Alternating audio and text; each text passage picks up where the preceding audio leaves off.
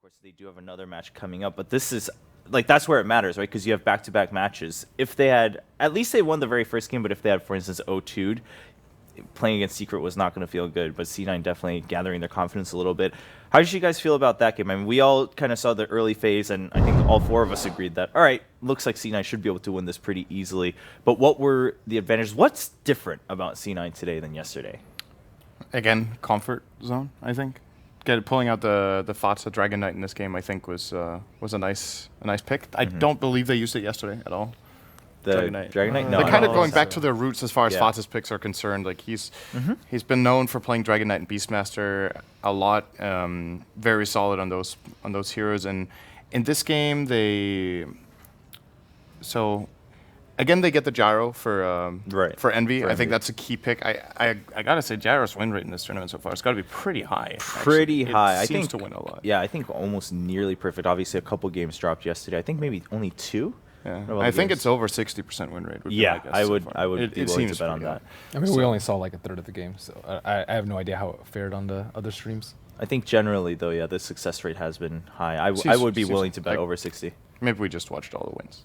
maybe we just got stacked, but yeah, they definitely played better today. More solid. They seemed like they knew what they wanted to do. Fnatic, on the other hand, I'm personally a bit disappointed. I thought they were gonna. I consider them the favorites for this series. They flat out just didn't deliver. Yeah. They made a lot of mistakes. Their drafts in both games didn't seem like they were well enough thought out with what they wanted to do and how. And in this particular game, Mushi just has a poor performance, which is pretty rare. And when that happens for Fnatic, they will have a hard game because he's generally a very solid player. Yeah, not looking too pleased with the result, of course, coming out from his game. I mean, Winter, what were your thoughts, especially Fnatic? Because we saw them again yesterday. One of the talking points for a lot of people is that they took a game off of Secret, and that's a pretty big deal.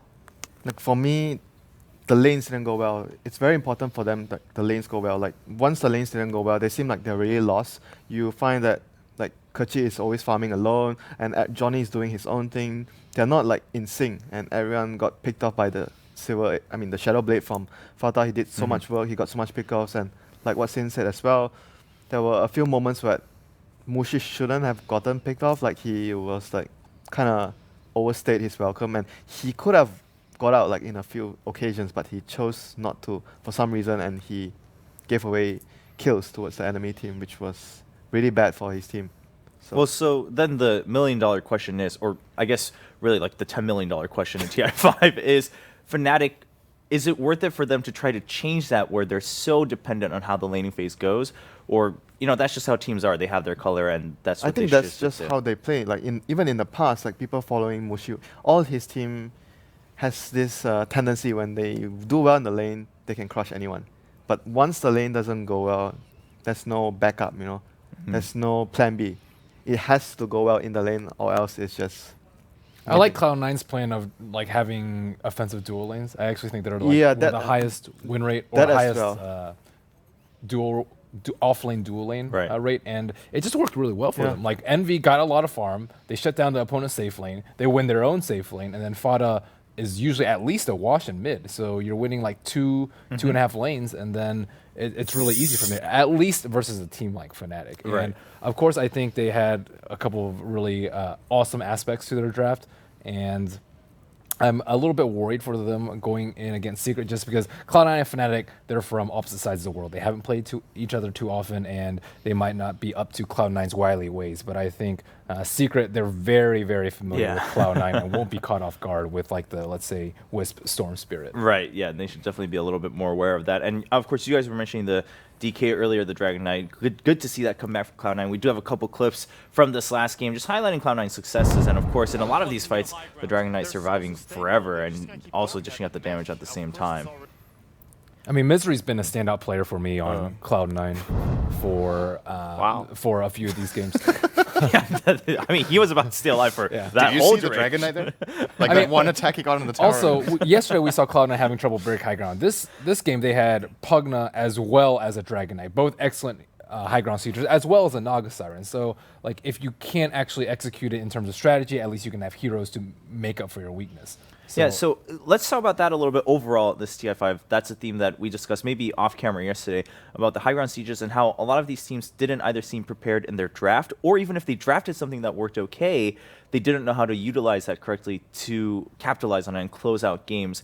Do you think we're starting to see, obviously Cloud9, their draft was fine today, but is that something that most teams should maybe pay a little bit more attention to going forward with TI5? Generally, people say that TI games last longer because there's more on the line, people are more nervous, and they're way less willing to GG out. But at the same time, it makes teams really nervous to push high ground. They're like, if we lose this, we could lose the game, and it just affects their mentality a lot more. And I mean, but there is a certain window, and if you just think of it in Dota, in the game, and not in the aspect of, oh, I'm at TI, I think teams would be playing like much more like they would normally, which is ending the game early and going for somewhat risky pushes, but they know they have to do, or else they have to deal with like a double Divine Rapier Ember.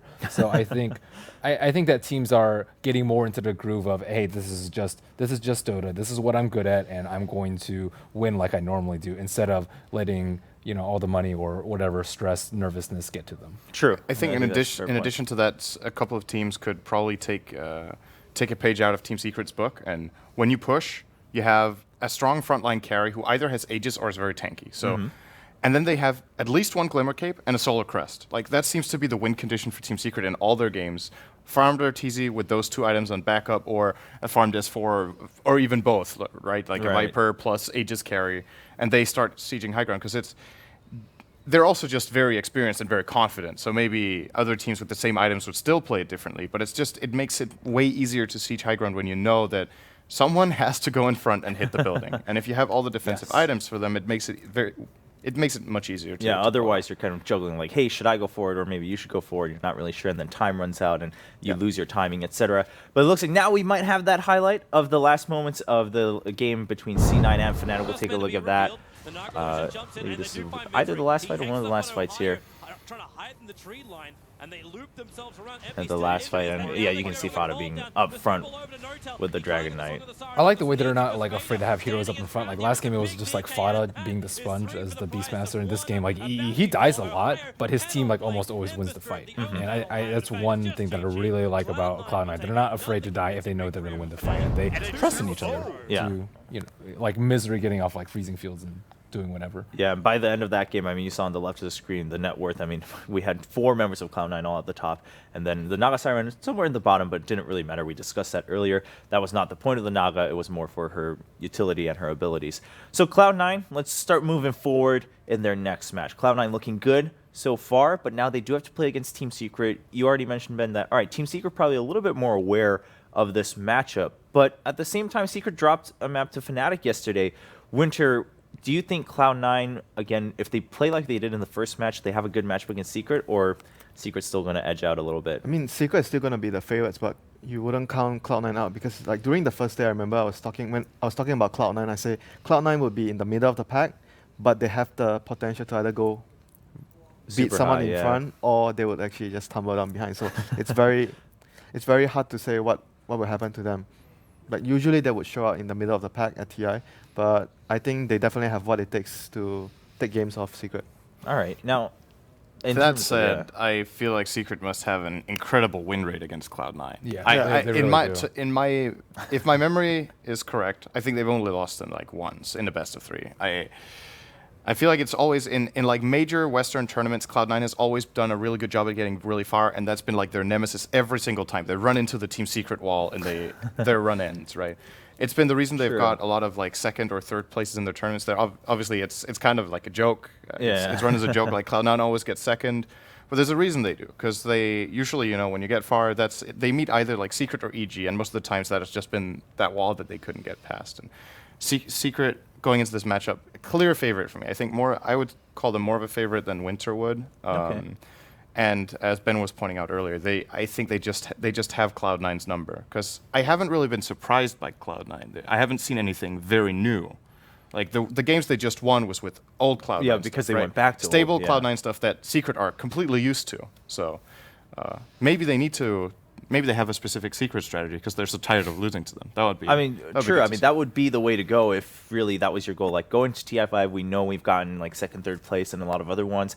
we know we're very aware of that secret wall, so we're going to prepare specific strategies. Maybe we'll find out. We'll take a look at the standings real quick after that one. Of course, a big update for C9, getting 3 points on the board, additional to the one they got yesterday. So now they're back up in the middle ground. As Winter was saying, from here on out, where do they end up by the end of the week? Do they end up in the top 4, or do they end up actually maybe even the bottom 3 or even 2, depending on how their matches go forward? And this one's going to matter a lot. Both Cloud9 and Secret currently with 4 points. If Cloud9 can give that loss to Secret, if they go 2-0, that'd be huge for Cloud9, and it would be a pretty big advance. And of course, Navi actually losing to Complexity. Are you guys a little surprised about that one? I mean, Complexity, we saw the Freeman brothers yesterday talking about how they looked at everything this year as preparation for TI. Looks like they're coming in strong. I chatted with Complexity's manager. His name's Kyle, and they just said they were like not in their game with LGD. And I looked at LGD game and was like, oh my gosh, this team is just getting rolled. Like they had 10 times their kills. Yeah. But he said like they had a big playbook that they just didn't use in their series versus LGD. And after relaxing, analyzing the replay from yesterday, just like, okay, we're just going to do what we're going to do. We're going to pull from our playbook. We have things prepared for every single team, and I think today they're going to be much more prepared than they were yesterday versus LGD. Right on. Speaking of LGD also ending in a tie in their match against IG. So now they are still leading, but with only 7 points, and Complexity catching up with 6 points. Now they have the 2 wins and then a loss against LGD. So that could flip at any time. We'll take a quick look at the end of that game just to see, again, how Complexity is looking on day 2. By this point, I guess we can already tell it's pretty far forward for Complexity against So I think since that there was a last pick Brood, but they had the Darkseer already picked. And I mean, Brood already has a tough time versus Darkseer. And then Darkseer plus Spirit Breaker and Shadow Fiend, who can also clear it out. Complexity got off to a huge start early, and I actually like their lineup a lot too. They have a really good draft. Spirit Breaker and Juggernaut with Ion Shell are incredible in the early game, and you have the Healing Ward for high ground push. This is another kind of like forgotten hero, I would say. Juggernaut gets picked very rarely. He is so good for these kind of situations because the general way you defend the base is by chipping down a key target, but you can't really do it if the Healing Ward is in a good place. And this game, Navi just got completely destroyed. The question is how much carried over from Game 1. Right. In Game 1, apparently, they were actually looking really good with their Lycan. They were ahead. They were looking to push base really early. They failed, and then they lost to Naga late game. So maybe they were just feeling a bit down. Yeah, of course. You can't let it affect you too much, but it's very hard not to carry over at least a little bit from Game 1 into Game 2. Yeah, a human factor in all of these matches, of course. I mean, in some ways, you have best of 2, and that's the most fair because it's not like a best of 5 where maybe it just snowballs out of control. Like one team just gains momentum. At the same time, some would argue that's why the longer best of series, you can have more time to catch back up. But again, no one gets knocked out in the group stage, so this is just to kind of see where everyone is coming into TI5. You get points, you seed into either the upper bracket or the lower bracket, and that's where the real fight begins for top 8, top 4, and of course the TI5 champion. Let's return to our matchup then, Cloud9 versus Secret. I do want to ask, this is something that I think everyone discusses every tournament. What is the hole then that Secret has, or do they not have one? Of course, yesterday, Winter, we were talking about this multiple times. They lost to Fnatic because Fnatic got an early lead. Part of that is to Fnatic's advantage, though, right? That's what they're known for. That's how they beat almost any team. So for other teams, what do they have to do to take down Secret? I think the laning phase as well, like sometimes Secret tends to, they draft like what we mentioned before, they don't have stuns, they don't have disables, and they have a very greedy, like Keeper of the Light, very greedy type of support that farms the jungle, that he thrives in a situation where if you don't try to mess with me, I'm just going to keep farming and going to get an early egg on him. So sometimes teams let Secret get away with that too much. They don't try to pressure because they're probably, it's probably not a good idea to challenge Secret's safe lane. So, and the fear probably get to them, and they weren't just ready to actually punish what Secret is doing, and it just gave a free jungling support that just turned into a fourth call for the team later on in the game. Mm-hmm. All right. Do you guys have any thoughts? Overall, Secret, of course. Sometimes you think you got them during the draft, and that's when they really show up, right? They're like, oh, actually, we can play almost any other hero, pick it into our lineup, and make it work. I think first thing, don't give S4 Quap. I think that's just a big mistake overall. Just simply ban the Quap or give it to Fada. You have to ban the IO as well, right? You have to ban a lot of things. Yeah. You have to ban a lot of things. You have to ban, I guess, Tusk and Quap probably. Secret haven't played IO yet. Yeah, right? I think IO you could just kind of hope that it gets through the second phase, because it's like I think you can first pick it if you're Cloud9, Yeah. right? Yeah, but true. And Secret, you can take the chance that Secret won't pick it because they haven't. So I think it's better than giving S4 Quap or Zai Tusk and then potentially having to deal with techies. I think that's the first step. Secondly, I think traditionally Cloud9 has been a very greedy team, and Secret's just better at playing greedier. If you go greed versus greed, Secret's going to win out, like almost certainly. And I think they need to take the same approach that they did in this match, pressure the off lane a lot, and combat them instead of trying to get EE super big, which has been, you know, like an anti-mage or Spectre, Luna, whatever it may be. All right. Well, you were just mentioning, of course, S4 and his Quap. Overall, I mean, S4 obviously really well known worldwide, but also just an interesting path for S4 and also Team Secret as a whole, coming off of TI4, forming a couple different iterations, now finalizing with this lineup we have at TI5 in the last couple months, coming in super strong. Let's take a look at S4, his history coming into TI5, and of course with Team Secret. I remember when I was like 5, 6 years old. Sometimes I woke up and I see the light under the door. Oh my God, I think not again. I opened the door and I said, Gustav, for God's sake, turn off the computer. It's school time tomorrow. All of our family has always been into physics and gaming in general. Started with my dad. I got into it, and Gustav sat behind me, like watched me playing games. For hours, he could stand for hours behind me. He was pretty quiet. He was the youngest of us all, but he focused on the game. I think he focused more than I did when I played. I was like, wow, this is so cool. I wasn't playing that much when I was a kid, but I was just mainly watching. When he first played Dota, he told me, I want to be best in the world at this game. I asked him, how are you going to do that? And laughed a little bit. He said, I'm going to play more than anyone else. We discussed it and said, well, maybe this is like a hockey player. If we let them do what they love and push them, then maybe this could work to be something great. I always supported his gaming career because I thought if he really believed in going far and he really aimed for it, he was the one brother that could actually do it. Watching him playing in TI3 make me so proud. They were so good. And nothing could hold us back, you know. And we didn't see any struggles except in the grand finals, but that's another talk. The last game, I felt like, oh shit, they're out. But I kept watching, and when they won, I just go out here and scream. The whole neighborhood was like, what's happening? That was like the best feeling. That's the coolest thing with ending tournaments, is when all the pressure just goes away. They did so good in TI3, probably they would do the same thing in TI4. Well, it was a disaster.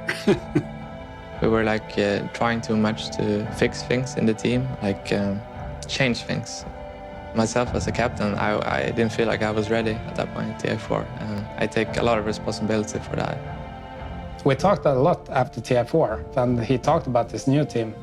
I don't want to stay still in my life. I want to try something new all the time, and if I stay with that team another year, I will regret it. The new team, I think they are so strong. They play so well together, and their combinations are so flawless. Winning TI is everything right now, because that's my next goal in my Dota career, is to get 2 TI wins under my belt, which no one has. My hopes is that they start off good, like keep on rolling all the way. I don't have any hopes for him, as long as he does what makes him happy. I have never been able to express it, but I've always been proud of him, and how couldn't he be like?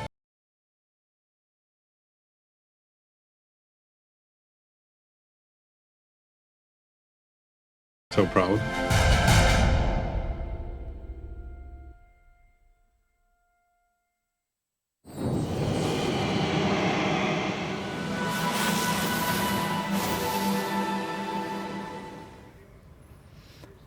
Yeah, I mean, I think his family put it in a really great way where obviously a lot of us, whether it's family or friends, it's hard to imagine, you know, back in the day, like, oh, to even be a professional in a game. But to be having that one-time world championship already under his belt, going for a second one, that's a whole different story, right? He's been recognized as the best in the world at one point with his teammates back in TI3. As his father was saying, I mean, definitely not the same way at TI4, but here he is again with a new team, and as he mentioned, his goal is to be that first player to get 2 TI championships under his belt. Definitely possible this year. I mean, where do you guys see that happen? Do you think we're going to see that happen at all, whether it's S4 or not? Obviously, we have quite a few other players at TI5 that have the possibility of making that happen. What teams have a player that won before? Secret, LGD, IG, Try thinking through this. Vici Gaming, Vici. Newbie. and Newbie. And then Those Newbie, 5, yeah, right? 5, I believe. And Navi. Well, yes. Did you mention yes. them? No, we didn't. So oh, six. so 6. 6 oh, teams. wow, that's more That's than a pretty thought. big part of the field. And out of those Oh. 6 teams, I think realistically, maybe 3 have a really good shot at it. Okay, yeah. I think Secret, Vici, and LGD right now, out of those 3, for me, are definitely candidates to go the whole way. So this could be the year. Yeah. Yeah. Would be pretty nuts to have someone on that final stage and know that they've won it twice. I mean, even whether it's with same teammates or not, that's a whole nother story. But in some ways, maybe more impressive if they did it with different teammates, right? Because you're able to carry another set of teammates, whether you're the captain or not, work with them to get to that point. But S4, and so let's talk about Team Secret a little bit, right? People heard about this when it started happening, and everyone got pretty excited. Like, okay, this is going to be kind of a dream team lineup, an all-star lineup. Went through a couple iterations, and then we have Arteezy joining in, and now they look unbeatable. And I don't think anyone really argued against the final lineup that they settled on for Secret.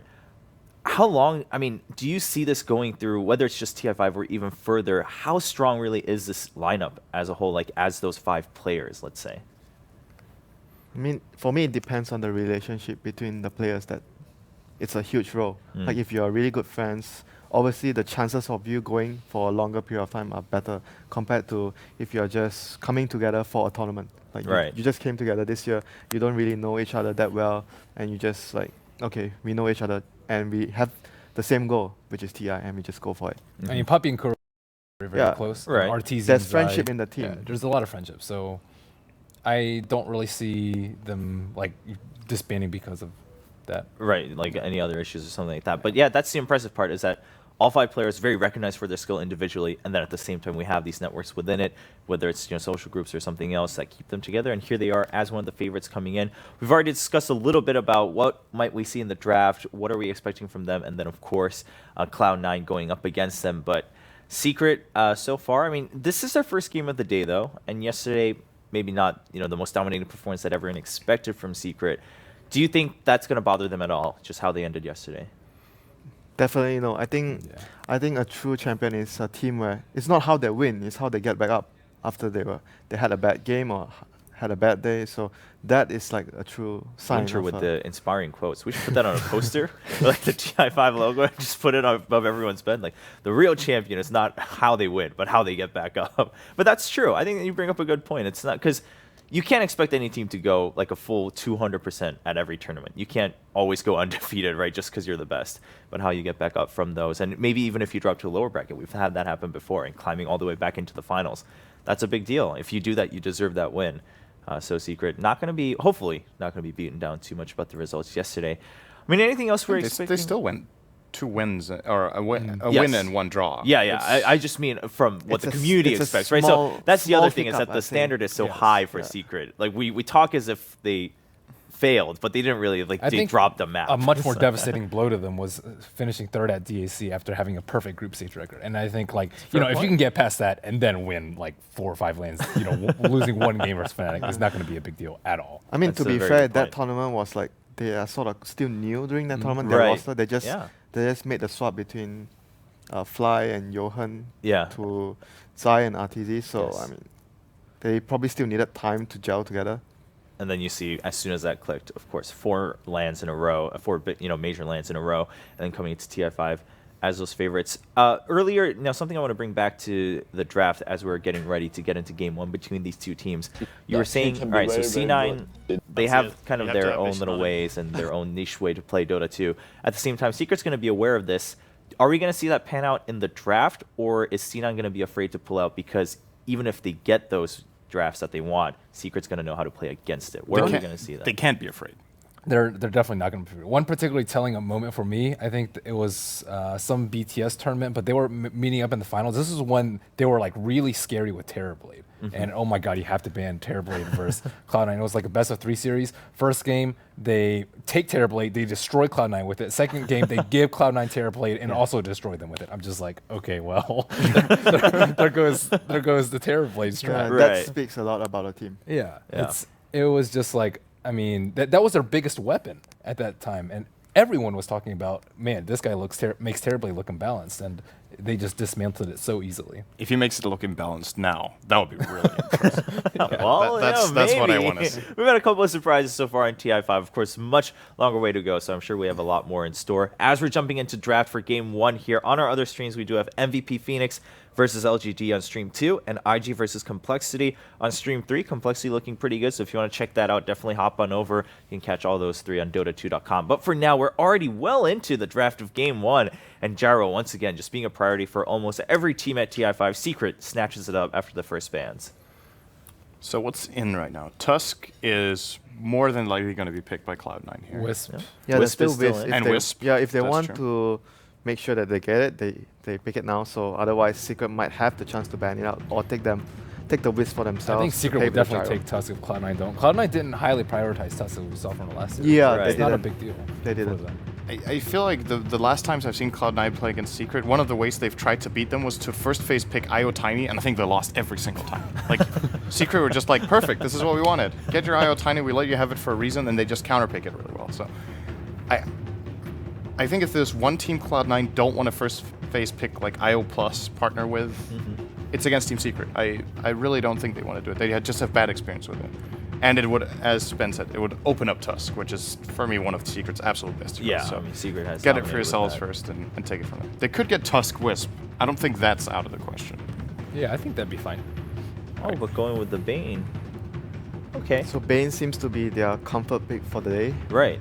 It's a sleeper support, man. Secret have also been banning that hero in the second phase, actually, in like 2 or 3 games. They also, I think Fnatic played it when they destroyed Yeah. them. Yeah. So maybe it's just one of the problems for Did he Team get Secret. touched in 6.84?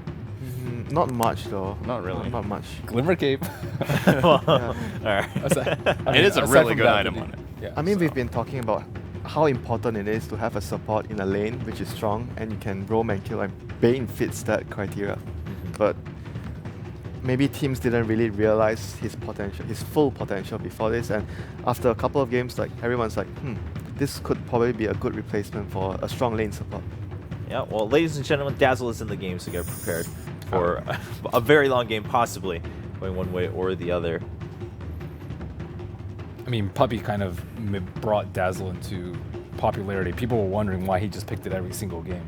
And I mean, a lot of the reasons are still unknown. I mean, it's good, obviously, with Grave and Yeah. Weave and whatnot, but still, it was just like, why Dazzle? Why now? And they just had so much success with it. And I mean, they've had a lot of success with It's- all heroes, to be fair. It's really good versus like single target as well, like lockdown, single target lockdown, like Bane, Tusk. They It's really good versus Tusk. focus one Yeah. hero and they try to take him down, and that's Grave. Yeah. So that makes sure that no one gets killed in that period of time, and the whole team have time to react to the initiation of the opponent team. So Yeah. that's really good way of dealing with that. Yeah, as we've Or- been mentioning, obviously, spread damage kind of the way to go against Yeah. Dazzle.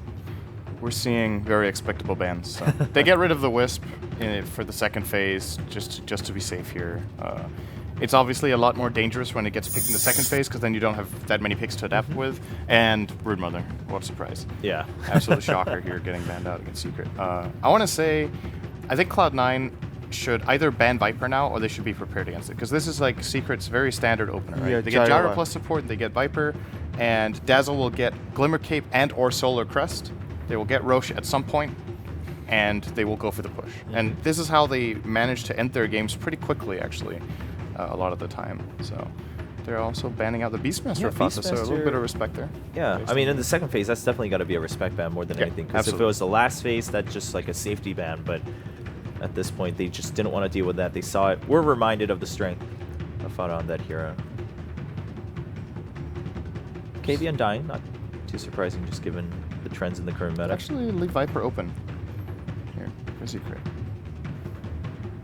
So who matches up well against Viper Right, mid? what other heroes if they are were out to there? pick it now, Secret? What's Cloud9's plan? Bloodseeker. Bloodseeker does well against Viper. That's true. Oh yeah, you were mentioning that yesterday. And Was that a Bloodseeker Fada is hero? No, I don't think I've seen him play I it. don't think I've seen him play it either. Yeah, Hmm.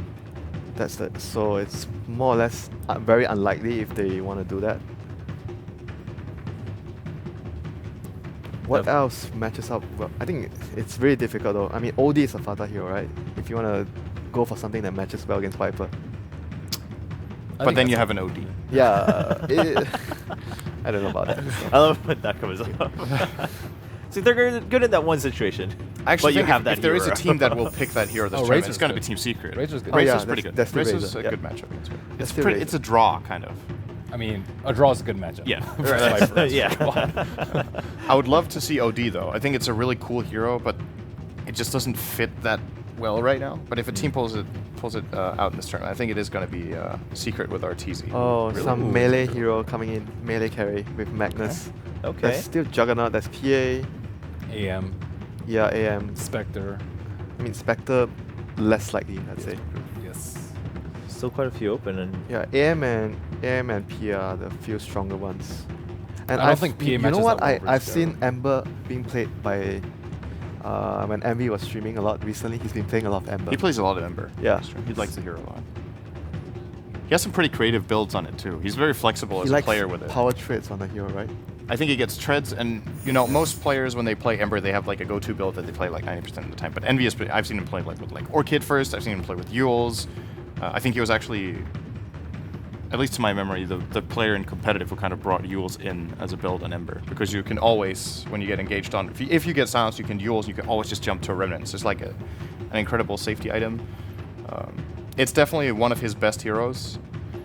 So that is a possibility. Yeah, and against Magnus, hot pick, so. and against Magnus right now, going back to the Viper pick, you want to pressure the Magnus in the lane. You don't want to give him like a good time if it's a mid Magnus. yeah. Okay, Rubik. we're gonna have a lot of RPs. There are some really good spell steals. Ice shards are great. Snowball is great. It's kind of Grip hard. is very easy to Kind of hard to get. ban the Rubik though in this sort of situation. There's so many Yeah. heroes. Yes. It's what we talked about yesterday. Where you Yeah, were like, like, you well, can't be when, afraid. if you want to go for this hero, should you ban Rubik? It's like, there's always going to be good spells, but this is Yeah. like an exceptional case of really impactful spells. There's no bad spell steal almost here. Like even Tusk Ult is pretty cool in Rubik because it's ranged. That's a good point. Level 1 Enfeeble. That's pretty bad. All right. And it's actually something Bane can choose Yeah. to play on. You can try to play. You know, I remember there was one time I stolen. You know, there's a toggle on the Nightmare. You can actually steal that. I'm not sure if it works. It still works. That now. sounds like a bug. Yeah. If you talk about something useless to steal, I guess that's. Oh yeah, that's that's a whole different story. Yeah. And it's also obviously a very, very much comfort pick for Team Secret. Right, yeah, of course. Kuroki, one of the absolute best players Yeah. on this hero. You So- always hear his name mentioned when you talk about Rubik. So I mean, they might choose to go more aggressive play than the Viper. I think Viper's good, but if you know you're going to be up versus Magnus, you can pick a lot. The pool is wide if you want to beat the Magnus out. Like for like example, you could go for a Storm pretty easily. Maybe not versus Anti-Mage. Okay, so one more spell for Rubik. There we go. Yep. yeah, that's true. Give him the blink. And the anti-mage is coming back once again. I played that a couple times yesterday too, for EE. The one opening here that Cloud9 could see is that Dazzle Rubik is a pretty weak support duo on level 1 and Yeah. 2. Like they have very minimal damage. On Rubik, you kind of don't want to skill Fade Bolt first, because Telekinesis is your obviously stun and repositioning spell, but the only one who really takes advantage of it is Gyro. So if you could somehow set a lane that pressures Gyro and have your Anti-Mage have a one-on-one matchup, which there are very few one-on-one matchups that Anti-Mage really likes nowadays with popular offlaners, but if there is an opening, let's say Secret pick Darkseer for Zai or something, it is actually a possibility for Cloud9 to play AM one-on-one against Darkseer, and then to run an aggressive trial with Bane Tusk +1. I think that's a really difficult lane to try lane against, though. Okay, you're not gonna want to one-on-one against the Axe. That is not a lane. That is not a lane for AM. Yeah, we mentioned Axe quite a few times yesterday too, just in certain situations. Like, hey, if Axe came Could it in, be a that mid-axe? Actually, I think it could be a pressure lane, maybe Dazzle plus X, because you Oh. you don't want to give anti-mage free farm, so you do. We used to see it a lot with Witch Stalker or Dazzle, someone to sustain the X, so you disrupt the safe lane carries farm a lot, especially if it's a melee hero. So anti-mage could have a tough time in the lane, judging by the picks right now. This is an exceptionally good 2-1-2 for Secret, actually. Yeah. It kind of solves the problem, because Cloud9 have to help their Anti-Mage, and they have to help him a lot, because any dual lane they play with AM +1 is still They- going to get crushed. They need more heroes there, though. I think if There's the Viper, it's Viper. yeah, I think if it's only the Bane, anti-mage will have a hard time. They need someone else to help the anti-mage out, or they have to like maybe dodge the anti-mage going into the Axe lane. I mean, They is might there consider anything- dual lane mid. with the AM just to solve the problem. Because I actually think if they have to run defensive tri-lane just to keep their AM safe, they might not even win the lane that convincingly. Yeah. And Secret could run aggressive tri-lane. And then they have a one-on-one matchup with Gyro top, which Well, they can Gyro also wins just lane put almost every- anti-mage in the off lane. It's definitely not out of the question for Cloud. I definitely think they want to dodge the X, but They just have to don't know dodge where the to- X. yeah. And the question is, can AM, if you run an off-lane AM dual lane or tri-lane or whatever against Gyro, I think that's also difficult. Like, this is kind of very hard for Cloud9 actually to solve this problem. I like the X pick though. X we suggested as a counter pick to Dazzle, but it actually might be a pretty good counter pick to Tusk. Like if there's a bunch of heroes clumped up and you want to blink in and call, that's pretty good. true. And if you initiate on him, you're going to get owned as well, especially with the Dazzle on the board. So I tend to think this pick might actually pop up a lot more as the tournament progresses. Something to pick up on. So there's not a single hero here that's really going to just like say, all right, 100% solve the problem for C9, Okay. but Venom Man. Fadaconda. That's what they call it. What? Real? That's what they call it, man. Okay. I love it. That's good. That is now a thing. Okay, Venom is really good versus Grave and good versus Axe in general as well because you can stop him from blinking and give vision to your team. Is it Fata playing it though? I think it could be offlane for Bone 7. They play I Magnus. actually, true. I actually think It could be either. I actually think it's going to be an offlane Magnus, and because if you want to build, like Fata likes to build Mag, so it would be more logical to give Venom a better head start to get the Mag first, and the other 4 heroes can keep fighting with the Mag, so Anti-Mage can do his thing. I mean, I guess both sides could work, but it feels to me that Magnus offlane is better than Venom offlane. I just don't like Venom offlane. It's very weak. Yeah. But this is a tricky part for Magnus, because the way Magnus offlane works is that you always have the ability to like, okay, I'm in trouble, I can now skewer. You need to just like bait out stuns or slows, and then you can skewer away, reset, and re-go. It's difficult against Rubik, especially if he's very good, because he actually he intercepts the skewer entirely with an instant cast stun, and you pull him back, and then you're in trouble. So it's a hard matchup for Magnus. Yeah, but I guess Venom matches are better against Razor since it's going to be S4 on Razor, so I would assume it's going mid. Magnus would have a hard time against that, and whereas Venom probably break even, I'd say, against Razor. I still really like the idea of Cloud9 running a dual lane mid with like say Bane AM and they skill Enfeeble and they just pressure the Razor out of lane as much as they can, give AM some space, and then Magnus can't lane anywhere then. Mag can off lane. Because they're going to have to rotate in one of the secret supports to help mid. And then maybe he can play top against, say, Rubik Gyro. I don't. Maybe. To me, it feels like if Cloud9 puts standard lanes, they lose 3 lanes. It doesn't That's just what it guarantee looks the like. AM will farm. If you do that, you know, it's No. But what you're saying is that seems like the only chance to have a potential to. It's like the come out of lesser the laning evil phase. for me Right, now. yeah. We'll see. One of the lesser evils here for C9 versus Secret. Game 1 here. C9 coming off of a 2-0 win in their first match. We'll see if they can continue against one of the favorites, Team Secret. Interesting. I wonder if he's going to bypass his mech build as well, like he did in the previous series. For now, let's get ourselves into it. We welcome in the live stream. Greetings to everyone who is tuning in around the world as we go into our first game of the 2-game series, Cloud9 versus Team Secret here on day 2 of the group stages of TI5. Yeah, and this game is going to decide between these two at least who's going to pull ahead or if it's going to stay even on the 4 points that they're both sitting on right now. And I like the lanes that C9 decided to go with here. Fada on the Venomancer is going to do much better against the Razor mid, but we'll see if Secret predict that and actually put the Razor top against the Magnus, because it's going to be an offlane Magnus. Yeah, so if you run your offlane mag, is this when... Okay, so it's offlane mag versus Razor. Very appropriate that S4 has to face his hero. And then you run Gyrocopter as part of this aggressive way. Henry's scouting. Wow, he's up a very long way. It's very rarely would you ever see an anti-mage walking almost behind the tier 1 tower of mid of Dire. Well, AM is one of those few heroes that can scout really, really aggressively in the level 1 stage because he has that blink. And he doesn't mind skilling the blink, unlike Queen of Pain. Queen of Pain could have done it as well, but you never want to get forced to skill blink. Well, Fada's going to be really happy with this. Yep. Easy bounty rune at the start. There was a potential for Zad to try and contest it because no one else was there from Cloud9, but he nice. didn't have vision of this. Nice for C9 here. They're actually reading the lanes correctly, and this is going to work out better than the alternative, but AM is still going to end up going up against Zai on his axe on top lane. Yeah. So it's all about the spin chance. It's not 17%, It's only 20% for him. Yeah, And, only 20%. S4, well, Misery is trying to be a bit more of a nuisance to him. He only saw 21 points of damage, and it's Poison Sting was the first thing that Venomance has leveled up. I think you're right about the build. It's all about Plague Wards, Poison Sting. Don't care about Gale, just lane dominance. Yeah, you could also start skilling up your Venomous Gale to max level, but I mean, it deals tremendous damage, but it's not really something that you can do because you turn useless later on. But look for him to skill at least 1 or 2 points into it. Yeah, but if he keeps the Plague Wards up in mid, if he gets a higher level on that, Razor can't really deal with this. Ow, wow. Okay, Sentry using a tango to cut it out. And Puppey and Kuro battling now with Bone 7 and No Tail. They skewer down 2 of the heroes. Puppey and Kuro in range of the tier 1 tower. Extra damage. The Shards Puppey locked in here. No heal. He's going to be the first blood. No Tail needs 1 more hit. Actually needs 2 because the heal was there. Arteezy rotating over. Puppey wants to stick with it. That was really, really close. Almost got them there. No Tail and Bone 7 playing well there. But in the end, Puppey is going to live. Looks like Fada did decide to level up the Venomous Gale. He's gone to 2 points up in the Poison Sting against S4. Yeah, that's very normal so far. I expect from here that he will get 4 points into the Venom wards from now on. So he has, bottom lane.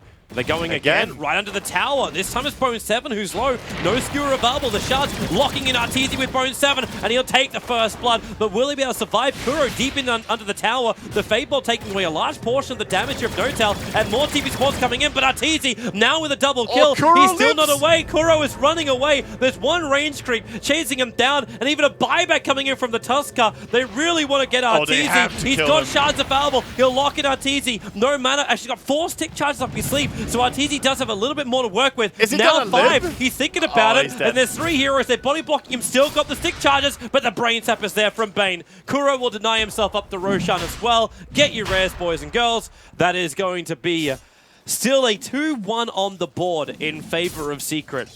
Yeah, that was really nicely played by Secret as well. They forced so much a buyback there and TP's down to just get that return till on Arteezy, and he almost lived. That was so close. If the skewer missed, he would have lived 100%. And now Secret change up their lanes. They bring Puppey to the top lane to just support Zaya a little bit more. This makes it very scary for Eternal Envy when he gets called, but Axe actually hasn't leveled up call. Yeah. He's holding a point. Yeah, he could probably have called him there and at least try a heal bomb, but it wouldn't have killed Envy. It would have dealt some damage maybe. They think about middle lane. Gale's off target from Fada. He'll still get the poison on S4, but because the Gale didn't connect, S4 trying just to zone out Fada, and Misery showing himself. He came underneath the tower, and Kuro trying to get in range for the telekinesis. He's just out of range. Now he's in range. No plasma field damage, but with the Nightmare, Kuro, he shares the... Yeah, she takes Nightmare off him, and the Shards will keep him away. Yeah, can't do much more than that. Top Envy trying to farm here desperately. He still has the blink, so he's safe, but it's definitely not easy farming up here. Puppey is going to do a good job harassing him away. And Arteezy's going to start to get more control over this bottom lane. He's 13-3 up against 9-0 at Bone 7. Yeah. But it's a Gyrocopter with 2 and 2. That's, sorry, a 2-0-2, I should say. Maybe they for could skill build. Maybe they could kill him. Actually, they have plenty of damage between the two of them. So you Arteezy comes closer. Like snowball into a skewer back. And yeah, exactly. Snowball first. Start with that. They can actually kill S4's him. in trouble.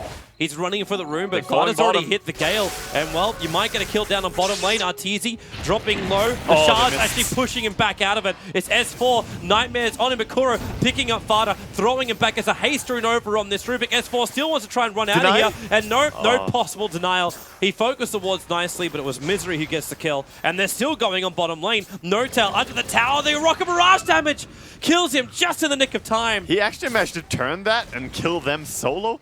Wow, that was really nice play by Arteezy. I didn't even keep my eyes on him. I was looking at the mid fight again. That was an unexpected turnaround. But they did kill S4 on the mid lane, so C9 also getting kills. 3-4-2 right now then in the favor of Secret. At the same time though, this Axe is getting quick levels and quick farm. Puppey's also being able to do this pull over to the side multiple times, so it's not as much experience to be gained off that top lane. In fact, it looks like they're switching up now. So Fada is moving to the top. They might be worried the Secret start creep skipping, and the Venomancer has to defend that. Yeah, a little bit worried about that. And right now I'm just looking at Envy, and he always seems to have this struggle when he's playing Antimates, just running from lane to lane, kind of farming wherever he can. It's never the free farm AM games, but he always gets the item sooner or later. Just give him that time, that space afterwards. Time and space. But That's all we Secret- ask for. I highly doubt Secret are gonna grant him that. Like Envy at this point just probably wants to pick up some boots, get a gauntlet, get a little bit more life to work with. A little bit, and he's trying to get his ring right now with the anti-mage, trying to cut his way in so he can buy it. Yeah, there we go. Close enough to the shop. Well, it's not even buying boots, just having the regeneration instead. And now Envy initiated on. He'll blink himself away, but they're picking out the they tree line. realized They Misery's actually there. caught Misery into the Rocket Barrage. Now, he doesn't have mana for a Nightmare. He's got 2 stick charges, but that still won't bring him close He's enough. all He'll kinds run of around the screwed. tree lines, but Kuro is there for him, and he'll take the kill Well, the with a smoke Fate is Bolt here, secure. though. They're smoking in. They want to snowball in here. It's dangerous to do so. 2 stick charges on Arteezy, and he's got called down. It's a level 6 Jara you'll be coming under. Yeah. But still, he doesn't have mana to use all his spells. Arteezy, Snowball's coming. He starts the call down. All 3 will be underneath this one. They skewer him back out of it. And maybe Kuro, he's got telekinesis, and maybe Big Daddy. Yes, the double stun. Throwing it back towards Bone 7 and Eternal Envy. I actually think that Skewerback pulled him away from the 2 other heroes, so that might have saved him, in fact. I mean, yes, it pulled him closer to the tier 1 tower, but his teammates could not do any right clicks. S4, Nightmare up. Fada's coming in, but there's 70 stolen damage on S4, and he'll just TP out. The damage output, it's not going to be enough. Oh. He got a bottle. He's going to regenerate just fine there in the base. Yep. Not enough damage over time yet. When you get the Aghanims, level 16, that kind of stuff, yes, you can do this. Kill people in Fountain. But not yet. Give him some time. But Fada, he's up to level 3 on those Plague Wards. He actually threw out the Nova too. That was the ultimate committal of Venomancer. Yeah, curious that he did skill into the ultimate there, but he has level 4 wards now. And I guess putting 1 point into ultimate is pretty fine, as he did force out a defensive TP and could have gone and kill if it wasn't for that. Yeah. And he's got early levels anyway. Like the 4 points up in Plague Wards, you want to hit that point. He's level 8. Yeah. So the pressure on mid is perfectly alright. Oh yeah. The pressure on bottom lane though is really uncontrollable for Cloud9. Yeah, but they're not taking any real damage to a tower yet. They're starting to take some, but Catapult dies and they're pulling the creeps back a lot. They're now first taking some damage onto their tower. I'm also watching Zai's timing for that Blink Dagger. Like, we're only 8 minutes roughly in and he's got 1,600 gold. Yeah. Also roughly. Yeah, he's really rich. He's gonna have Blink Dagger very quickly.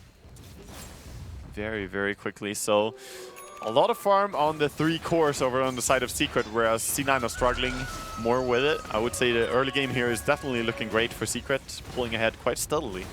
Well, they will take this tier 1 tower. I thought Fada was going to initiate in. He picked up an Invis rune, but then the bounty spawned directly after it, so he burned the Invis rune just to walk down the bottom lane. Envy, here's your mass TPs coming in with the shards. Doesn't actually block it anyone. Nice The call down deny. from Arteezy. Perfect position. The Rocket Barrage hitting Misery. Be saved by the Snowball as they run into Arteezy. Where is the extra damage? The Fade Bolt, the Mana Void as well. Arteezy's still alive through all of this. Puppy, where's your Shallow Grave? He was actually Nightmared up, so he was incapable of letting the Shallow Grave off, and now he'll actually use it to TP himself away to safety. That's a 2-for-1 trade-off. And S4 coming in and getting 2 kills there in the back. And now Fada just kind of standing off with the S4 here. He's got ulti in 15 seconds time. Yeah, he wants like if to he chase chases them with the Nova, he'll have to cut through the tree line. Oh. Actually hits the Gale. Yeah, TP out. Yeah. Downside about a Venomancer, no stuns. Yeah, very heads-up play there by Fada, but sadly, Kuroki was able to TP away for him. So top lane now, Axe, during all of this, has been farming up his entire Blink Dagger. Just saying right now, that's German. Yeah. Top lane jump, there's your Blink Dagger, and Bone 7, culling bladed. Style from Zai and Arteezy. Well, the fortification's going to make this easy. He's overstayed his, make it hard, and he's overstayed his welcome. Misery doesn't get in range for the Nightmare, but they're going to deny this tier 1 tower on top. So that's going to be 2 tier 1 towers being denied. Yeah. Very nice value, though, to immediately get a kill with your Blink Dagger. That's the dream right there as an Axe. When you finish your Blink, immediately get some payoff for it. It's a good one as well. Like, you get it over on the Magnus. Yeah. This 'cause Mag that is a delays long his- way away from getting something like a Blink Dagger RP off. Exactly. Delaying his Blink Dagger a lot and still using yours. And meanwhile, we see Arteezy just trying to farm up the Helm of Dominator as S4 might be in trouble here, but there's no mana on Fada. They're going to snowball him. It's just trying to contest the rune, Yeah, and he it got will it. actually be an illusion rune for him. No tail just being a nuisance, and this means that he has to run to base on S4. He's gonna help farm the jungle a little bit, but then let's go back. These Plague Wards are such a problem for him. Yeah. Like you saw Kuro and Puppey looking to come down to help out S4, but the second they did, they're fairly well slowed up. Yeah, the Plague Wards are really, really strong, and they're only going to get even worse to go into when they get some more points in Poison Sting, as they do apply Poison Sting, but not full effect. I think the only issue for Fada is actually having mana right now, because he's walking around with only 90. Yeah, it's because the rune control has been very good from everyone else, and Fada did not get runes. Which means no bottle charges. Yep. TP up onto the top lane is going to be Zai. Now, the Radiant don't have any vision of this. Oh, the smoke up, running down. Well, this is the one where you can get in close enough for it. Bone 7. Tusk is there, though. They can see him, and Yeah, they can see both of them. He's fine if he gets a double call. Oh, yeah. He would be very happy with that. The call down would be quick to follow. But Bone 7 inching forward again. Tusker. No-Tail's making sure he's not. In fact, he's going to TP himself away. Oh, they're immediately going to go if they see this TP. They don't see it in mid. There's no Observer Ward looking for a butt. Well, they still went anyway. So Bone 7, Coming Blade on top, call down committal. And this is now a second successful kill for the Axe after picking up that blink. Yeah, very nice. And soon he got both these kills top and definitely delaying the economy of Magnus. He did go into the mana boots, but he's far away. He has no I gold. think Puppey's dead. Yeah, Puppey is farming aggressively. He's like, guys, I'm baiting. Don't go on me. I have friends. I have team. Oh, there's still stunts. Yeah. There's the nightmare. No way to deny himself at all. He knew he was dead. Yeah, there's no way to get out there. But, you know, you got to do what you got to do. Sometimes you got to push a lane, even if it's going to get you killed sooner or later. He did get a lot of farm down there before they punished him. Yeah, and he bought space. Oh, Envy stealing the Invis rune. I mean, but it's buying space for Kuro. Like, this is one of the critical supports of Secret we have to keep our eyes on, because not only has he got Arcane Boots and Urn, now he's going to get either Force Staff and Blink Dagger. And Kuro on Rubik is already good. You give him the ability to maneuver during team fights, you got to be really careful. Yeah, and looking at the style that Secret play as well, Kuro is the one who normally goes for the kills, and Puppey is the one who's going to have the higher CS between these two players on the support role. And Secret is one of the teams with the more even balance between the gold on the entire team. Everyone gets something. Look at the CS, 28 CS on Dazzle. He's equal with the Bone 7 Magnus. I think it's time to give him power. Kuro stole him power. Yep. So they get a smoke up. I mean, it's buff level up. 1 in power. It's not amazing. It's not terrific. But they'll take anything they can get as an advantage. Yeah, would be great to get the Shockwave. Where is that probably Cold the best going? spell. They accidentally... Okay, the Cold Ball was doing the pull for him. Doing the Ancient stack. Yeah, they're trying to keep track on the Anti-Mage because they know he's still farming. He's blinking around. He has Perseverance up now in the power treads. They're going for Fada in the trees. Is TP's available? Yeah, they know he's there because he keeps spitting new words. And then now the Blink TPs. Zai is too late. Oh, Zai should have gone for a blind blink. He had to, but not in time. On the other side of the trees with Misery. Oh boy, He's going to try and juke it right now. Run, Up and Puppey. around, but the Plague Ward's going to come in. He might be able to Shallow Grave himself again here with the Weave effect. Yeah. But the rest of his team's too far away. He buys TP and wards. He knows he's dead. Deja vu. Gets caught out again. He graves, and he's like, well, I'm not even going to try my TP this time. It was just coming for an aggressive ward. That's all. Yep. Well, he got the ward down, but they got that before. I'm actually... He was trying to go even deeper and plant one behind the enemy tree line. And they're actually looking for it. They're sentry warding looking for that observer ward. Yeah, so good that he didn't have time to plant it. He knew as soon as he got spotted, he started running around there, but he would not drop a ward as he's being chased. Way too experienced for that. Envy doing Envy things. Oh, he knows. He definitely knows. He even leaves the creep on half HP because he knows he's being pursued. Yep. The rest of Secret. I'm actually amazed by the way the Envy manages to scramble for farm in these games where he's high pressured. And Venomancer is a very good hero for them to have in their team when there is so much pressure. The Venom wards are good aggressively, but they're also really great at defending towers. Yeah. Terrific up against a hero like S4, like the Razor. You can't clear through these. Even the Gyro, until he gets a higher level of damage, Oh, you you can't need do physical it. damage, yeah. You need damage items until you really kill them fast. Yep. And it's not until like at least 30, 35 minutes in that you actually kill the Venom wards very quickly and easily. Yep. Which means the push power of Secret is very, very low. The Yeah. Gale will connect an S4. So they're trying to man-road down the towers and Zai into the Kuro's blink trying to use that position, spell. but they see him. That's a Radiant Observer Ward watching Zai walking past the Ancients. Yeah, that was a little bit of a tell, the Ice Shard coming out there. Maybe Puppey will get the D ward on that. The early blink. Early blink into almost a level 2 ultimate over on Fata. Interesting to see the Blink Venomancer. Sometimes I've seen him play the Shadow Blade. Blink Dagger is going to be very useful in this game, though. If he can get the ulti first before the enemy goes, that would be amazing. Because then they can either kite it or just, well, maybe even avoid the fight completely. Secret would bail out. They're coming up to top lane. There's your blink up, waiting for the call, and Bone 7 just trying to outrun him. He realizes he is too close. They'll just dunk him down. Bone 7 is struggling so hard in this game. He's 0-4-1, and he was up to 1,650 gold there. Now dying again, getting set back once again. This is not going to work for him. They need to have this Magnus up. The Venomancer can only do so much to stall up this game. Like, we're talking, okay, when you get damage dealing items, then you can take care of the wards. But right now, Secret are doing a pretty damn good job at that. Arteezy is going to get his Yasha, potentially S and Y, up shortly. You've already getting the mech over on Razor. S4 just needs the headdress. He's got the money for the full recipe of it. He does, So he's looking fantastic for his farm. These item progressions for Secret are not late. No, they're definitely not. Everyone is on time with their farm, and even more so. Like, the Axe almost has his 4-step. That's going to be huge. So, as you can see it in the graph, it's 5,000 gold advantage for Secret 16 minutes in. Yeah, aggressive blink in there by Fata, just going on S4. Look at how he ran away and lost so much of his HP to this. Is he actually dead? He looks like he's dying. He's going to live. He has the bottle and he has the magic wand. Poison Sting staying on him. Barely, though. That was very close. If Fata got one more auto attack, he would have died. Oh, 50 gold now for the mech over on Razor. And that kind of combo won't be as successful. And that was still a level 2 ulti committed as well by Fata. So it's a heavy committal. Yeah, it is. It is. But he also pushed back. Sometimes, even though you don't get the kill, you force the enemy to run all the way back to base or TP back to base. It can be pretty worth it just to do that. And we see a lot of passive farming right now, though. Not a lot of tower pressure. They still have the tier 1 mid, C9 that is. And I think they're pretty happy with the way the game is going, despite the fact that Magnus is dying. That's the one downside for them. Yeah.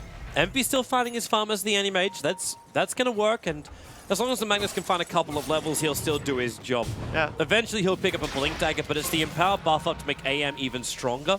And he's able to give it to him already, so even though you don't have the Battle Fury... It's the poor man's Battle Fury. Yeah, it really is. Yeah. Shard stolen by Kuro, level 3 on those. So this is the first real tower pressure we've seen from Secret. Oh, if Anti-Mage blinks up. No, he doesn't. Very nice. He was in danger there of the Axe. Axe going on Bane. Is this really going to be enough on the top? Misery attempting the TP out, and they do get the call. So there's no real way to get away. They'll actually kill him off. Meanwhile, in middle lane, it's going to be Notal being brought down by the rest of Secret. AM tried to jump in with a Mana Void and kill him off, but unsuccessful. Wins all across the board here for Secret as they find pickoffs both top and mid, and get the mid tower as well. This is really huge. And the last hits to the Razor as well, the hero that needs to snowball early on, and he is getting the farm. And you can't forget about Arteezy as well. He's been farming a lot in this game. Does he have the full Sanjiasha? Yeah, that's the build. There are so many BKB piercers that it's better to just go for Sanjiasha. Speeds up farming a little bit more, and it's still very good for fighting. He's actually going at 516 gold per minute. Yeah.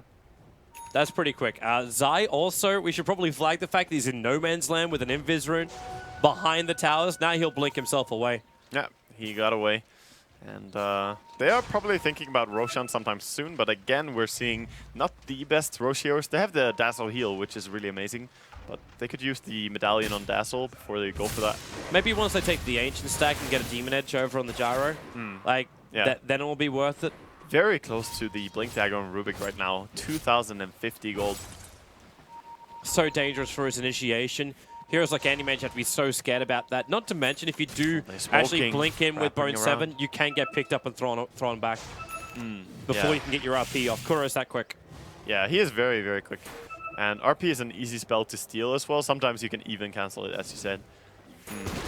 But the smoke from C9, they're not committing, not going for it. So they're backing out to mid again. And now I doubt that they're actually going to find anyone, because Arteezy is just farming very safely in his own jungle and on the top lane. They're going to try and make their way all the way top, but there's a lot of running around, and Secret are farming. Yeah. But you do have the critical items for C9. So Battle Fury Envy with Empower buff up. The Blink Dagger has arrived on Bone 7, 20 minutes in. I don't think they can kill this at all. Like, he has 1,500 HP and a full magic stick. Even with the Fiend Script, they're just going to run down again. So even more just, you know, crossing the map and not doing that much. Meanwhile, look at the stack again on the Ancients. Dire is constantly just getting more and more gold advantage with this. If Envy finds it, though, like, he might try No, and... there's no way he can farm it, Toby. Like, he dies. True. I mean, he wants to. He's right next to it. He wants it. But If it's just one Ancient, like, then he'll be like, yeah, Oh sweet. my God, he Yeah, actually well, gets it. He's given it, and he's going to try and He take the gets Centaur stomped. as well. The Stomp will Yeah, fall the- down. The TP's on the way. Wow. And Envy, he's going to take it. Oh, he blinks, and then TP's out. the Empower and the Battle Fear combined, it was enough. That was amazing steal. Farted, though. That's not where he wanted to be. Oh. TP's eyes coming in. The call is too late. He didn't get in range. Good thing Roshan changed his target there as S4 was attacking the Venomancer. You gotta be careful about things like that. Sometimes you can just not attack, because it's the aggro pull. What? Envy just slammed the melee creep of it. I'm actually not sure. Yeah, Screw that melee creep. he He was with the mages, Toby.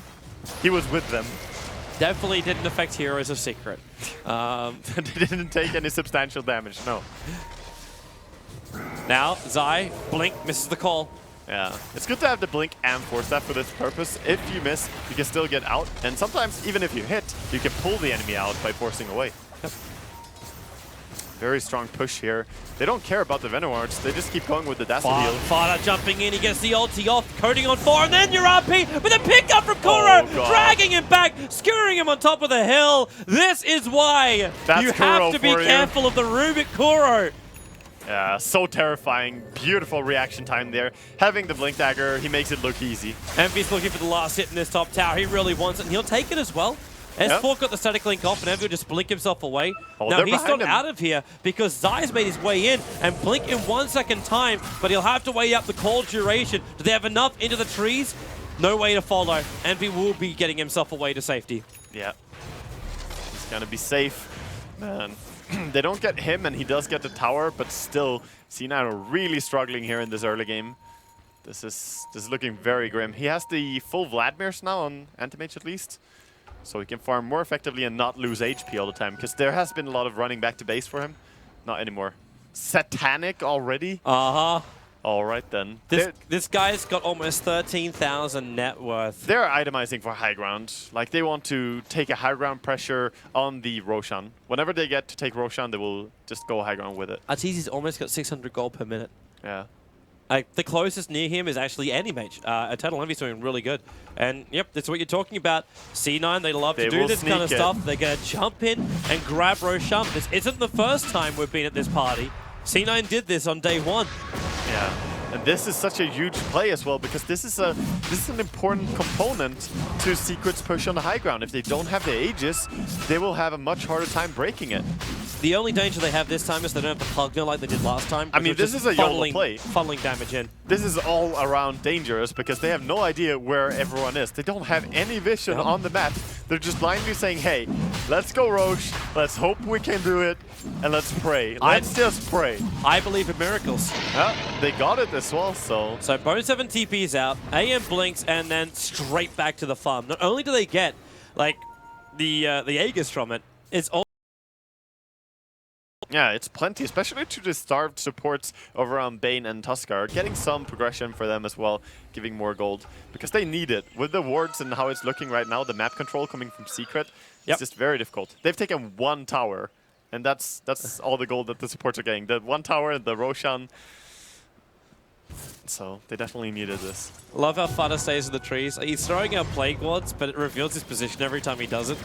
Yep. TZ will come down and mop up this bot lane. So he's going to be building into Butterfly, by the looks of it. Yeah. Yeah, Puppy is the jungler. He has been jungling a lot already. What's he up to? He's still at level 10, however. Like, he's the lowest net worth on the map. Yeah.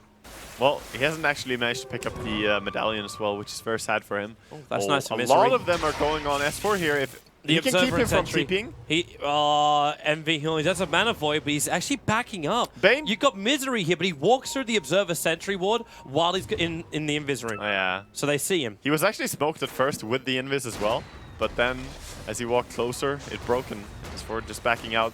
Bottom lane, tower being pressured, no defense here right now. This is Secret just trying to force the rotations from Cloud9, but Cloud9 won't care as long as AM's getting bigger and bigger and bigger. That's the goal here. And actually, what itemization, what items should we be looking for, if I find my tongue, on the Anti-Mage? Knowing mana style probably won't be... Okay, yes. Of course. Have you not paid attention, Toby, in class? In Envy's class? He's a classy kind of guy. Top lane, well, there's your call. They find Zai and Misery trying to get the Fiend's Grip on the Skurin back and the Mana Void to ensure the kill. A lot of money in for Envy, and Misery almost denying himself. The Razor gets there in time. Yeah, he tried very close there to get to deny, but they got a kill, and that's huge. Getting a big streak off the Axe into the Anti-Mage pockets. Almost 600 gold for that. Yeah. And we do get the Yasha over on AM. Yeah, so he almost has the full Manta style. Koro. He steals Blink and the Haste Rune. Yep. Blink and Haste. Kuro's gonna have a good time. He's building towards the Aghanims, the dream, the wet dream of every Rubik player. When you have that maxed out spell steal and the Aghanims, 2-second cooldown instead of 16. It is such a huge impact. Look at him run.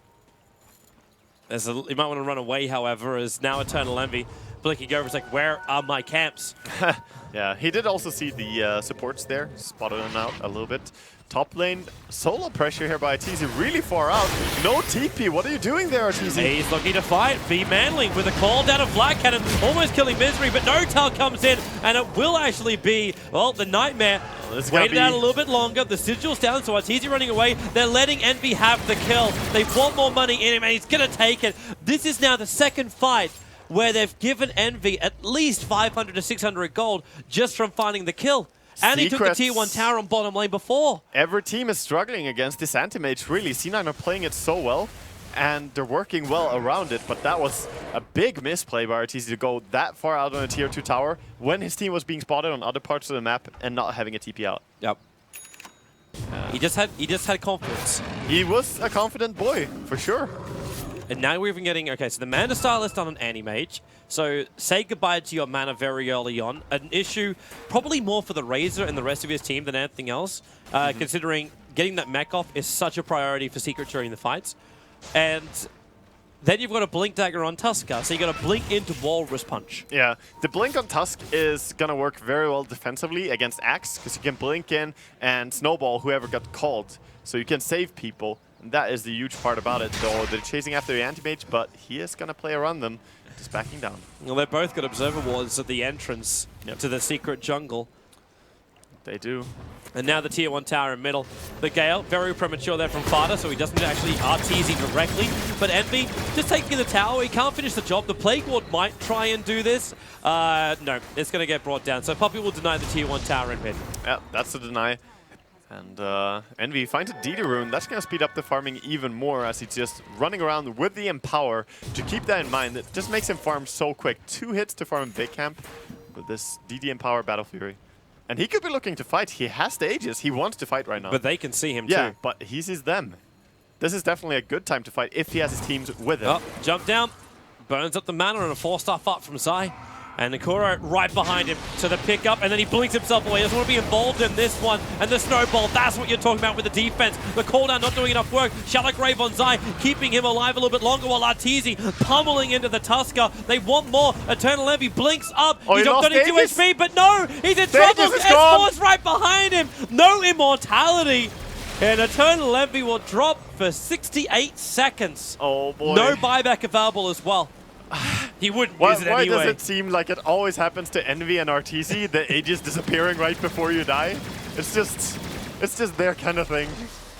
Oh, that's so unfortunate for him, and now the tower is definitely gonna fall. 50 seconds without Anti-Mage. They're gonna go and try to force the high ground as there's no RP. Can they do this fast enough? The Plague Wars aside in the defense, they enfeeble on Arteezy, take away as much damage, even nightmaring S4. Koro looking for something nice to steal. Can't find it, however. But the Plague Wars, the shards faded with the ulti, coding up only on 2. So we only get S4 and Arteezy, but they're the 2 critical ones. Yeah, definitely. They're important targets, but they're probably going to back off now. They didn't get to deal so much damage, but Axe is coming in here. Maybe they want to keep going. Oh, I think it's hard, though. maybe. Kuro stole Sigil, so Cloud9 getting up. It's puppy baiting. He got killed, so might be chasing him, but nah. Nothing like that. Time to retreat. I think Secret realized that if they're going to break the high ground of C9, they need that Aegis we were talking about earlier. And C9 are really, like, they're so proactive in the sense that they take the Aegis away from the enemy there. Else they could have been facing a high ground push much sooner in this game. Such a long time as well before the Aegis could be coming up. Like, it's a minute and 10, 20 seconds. But that's forever when you have an AM on the field. Yeah, and that's the minimum time as well. So it could also be even longer. So AM, the safety farm, using illusions to clean up the creep wave, and Poppy's having not a bar of it. But Evie did that, brought 4 heroes to the top, and then just runs up the mid lane. Exactly. So it's always about the split push game. He does have a TP with him as well, so he can pressure pretty far mid and then just rotate. Or what he's doing right now, go and check the stack. Of course, Helm of Dominator's gone on Gyrocopter, so he is not stacking it anymore. No one's defending the top lane. Yeah. This is like a huge flag right now to Secret. There's something is up with Cloud9. Exactly. So they're all playing pretty safe, close to their own base. Only S4 really farming a little bit. And full BKB completed on Razor right now. That is going to be pretty nice for him, but there is a lot of BKB piercing things going on C9. There are. That's what we were talking about early on. It's the control is still always going to be there for Cloud9. The issue is just going to be positioning coming into the fight. Unless Zai can complete what he's doing, which is that Scythe of Vice. Exactly. Speaking of control, getting the Scythe of Vice on Axe is amazing. Also gives him a very good mana pool. Bottom lane actually going. He's jumping in to go for the Gale, but missed on Razor. But shows his positioning, and Zai just runs himself over, and he gets the Battle Hunger over on Fada, but Fada's got a haste through him, so he's just running away, but he cannot blink himself away. The Weave will reveal the positioning, but Zai, Blink Dagger for him was still on cooldown. They get nothing for this. And Envy is like, push top, let's just charge. Envy takes everything from you. Yep. I mean, this is what you do. If you create space on bottom there, that's probably the only reason that Venomancer and Magnus tried to go aggressive there, is to force a reaction so that Envy could push. I don't believe they were like, oh, we can kill the BKB Axe mech Razor under his tower. That was not the thought process at all. It's just trying to create this. Yep. Exactly. Get Secret to move exactly where Cloud9 want them to be. And Secret, they can't let this happen or continue to happen, because right now, Eternal Envy is playing like evil version of Robin Hood. He's robbing from the rich and the poor and keeping it all for himself. Coming after Zai, he got the call, dragging Envy deep inside the base, but now the Mana Star will trigger, and he's actually attacking the tier 3 tower, but more support. It's S4 inside the smoke, breaking, but Fader blinks away in time. There's still Misery behind him, and this is one hell of a... Envy is still hitting the tower. They're chasing a snake, but they're what not does it stopping matter? it. Like, okay, yeah, you're gonna kill Fada. 343 gold. But you just took the tier 3 tower to open up your top racks. Yeah, that's, again, a beautiful play by C9. I like how they put their bodies around there and just protect Envy. So they have people behind, so he cannot be looped around on. Just very nicely played here by C9. They're absolutely outplaying Secret, but they were in a worse spot. But now, look at the gold on AM. It's the split push game. Yeah. And it's just said, like, they're making Secret go everywhere else they don't want to be. Arteezy coming up with the shards. He is not allowed entry up to the Ancients, nowhere near the farming yards of Eternal Envy. Yeah, he didn't have the right code. Big Natty stops him at the door. Someone changed the code on the bomb. Yeah, God, it would be nice to always have a code on your Ancients, protecting them. So Puppy is just standing and watching Roshan like, where the hell are you, man? It's almost the max spawn time. It is. Like, it's 10 seconds off the 3 minutes. Exactly, very close. And Envy, in the meantime, making the most out of that one. He realizes that they might probably get Roshan soon, but we should not try and contest it. So C9's game plan is just to keep playing around. Sure, Secret will get the Aegis. That's their mentality. But then they want to just defend around that. Couriers be spawning Couriers. I mean, they always have 2 Couriers. It seems they have the highest Couriers per game, I'm sure. If there's a stat for that, I'm sure C9 is There's a lot more teams doing that in this competition, not just Cloud9. It's becoming more and more frequent. It's around 35 minutes that you need more couriers, because there's so much money coming in such a short space of time. Yeah, I mean, it's a good problem to have, though, but it's even better to not make it a problem. Just make it so that your couriers are always delivering. Roshan's up. Gyrocopter moving as quick as he can by actually triggering his butterfly to get there too. They want to contest this Roshan now. Of course they do. They've got so much. Like you blink in, Gale, RP. you got almost everything you want. Where is this weave as well from Puppy? Eyes on He's Rubik. got to use it actually scout at the moment. And yeah, Kuro on the other side of the tree line. They're jumping in 4 stuff up from Zai. He can blink back down again into a two-man call. And Roshan's not dead yet. There's your RP from Bosun for the pickup. Rubik, and he stole RP! Kuro locking him inside the pit. They still need more damage to win this fight. And in comes S4. God, this There's Kuro. your damage. They got him up on top of the hillside. They're TPing back to base Team Secret. The Cloud9, it is all done by Kuro. You said watch him, and the birdie popped. Vader on the run out of here, but he is down as well for the count. Tusker, the only sole survivor from that massacre. You cannot take away what a monster Kuro is on this hero. Just insane. Perfect positioning and the patience. The patience, Toby. He knows it's gonna come. He waits for it, lifts him before he can even skewer them anywhere. Just beautiful. He is the K-God. He is the K-God. Definitely. That's an Aegis and a 1-team fight going the way of Secret. Now with the Butterfly, Satanic, Aegis, they might be able to actually force high ground. And there's a long death time on the AM, so no split push. And they draw the line. Top is the lane they want to push. So critical. I can't believe that's the second time Kuro has done this in the game though. Like, you jump in with the Magnus and he picks him up straight away. Yeah. Every single time, like, he's definitely in the right position and he has the reaction time to do There's so. his axe. And that has to hurt for Magnus, and he knows the fact that if he went for BKB instead of the Shadow Blade, he would be able to not get lifted, but he would probably not be able to stop the RP steal. Here it comes. Yeah, Kuro has now enabled himself with the Aghanim Scepter. He is rewarded for his good deeds, and he will also keep this. Because he didn't die, he still has the RP for the next team fight. So he can lead with the RP and steal another spell afterwards. That's crazy. Yeah, and if he steals another spell afterwards, oh god, there are so many good ones to pick from. It's still only a level 2 ulti though, so it's not going to last as long as he would like. But it's still a 240-second duration. You know what's funny if he actually steals the Fiend script? He's going to have the Axe version of it, putting Nightmare on people.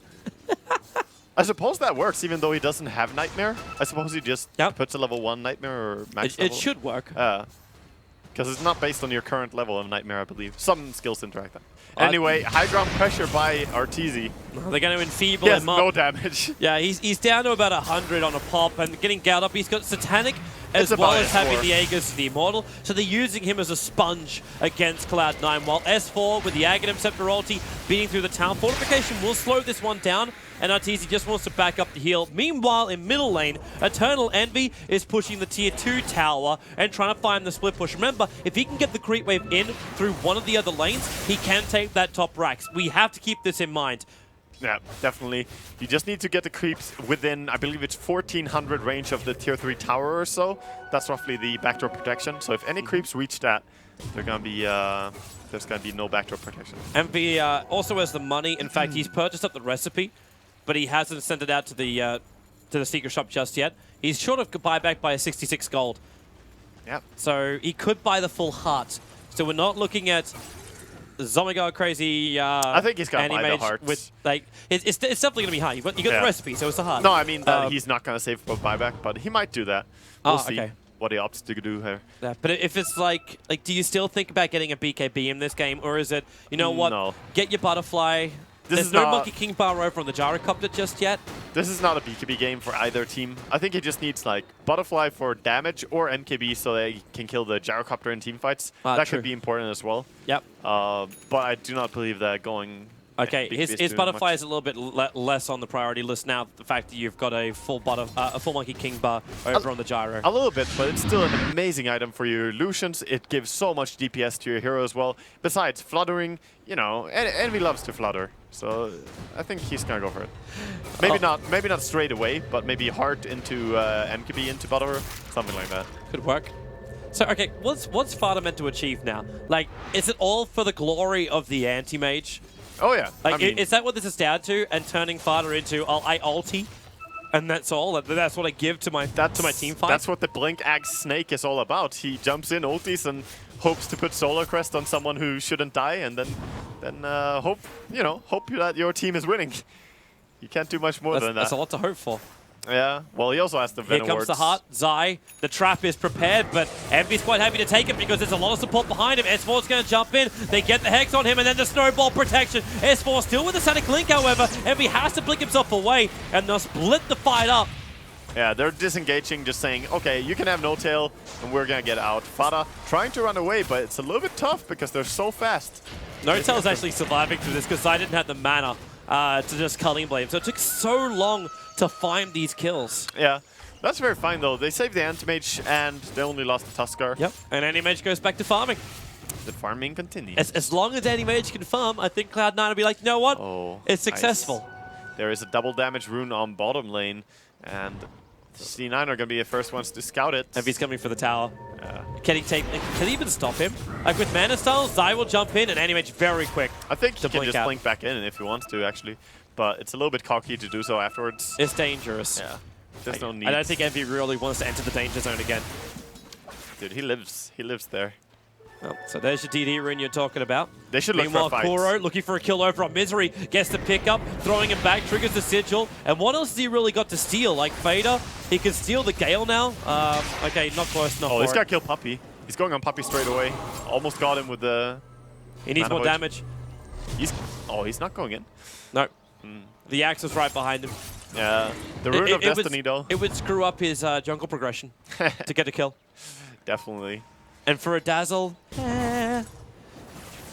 Yeah, it's more the fact that he saw 3 people top and knew that it was only the Axe and Dazzle. They can't really do much. They can stop him from killing the Dazzle, maybe, but then the Axe would risk dying himself.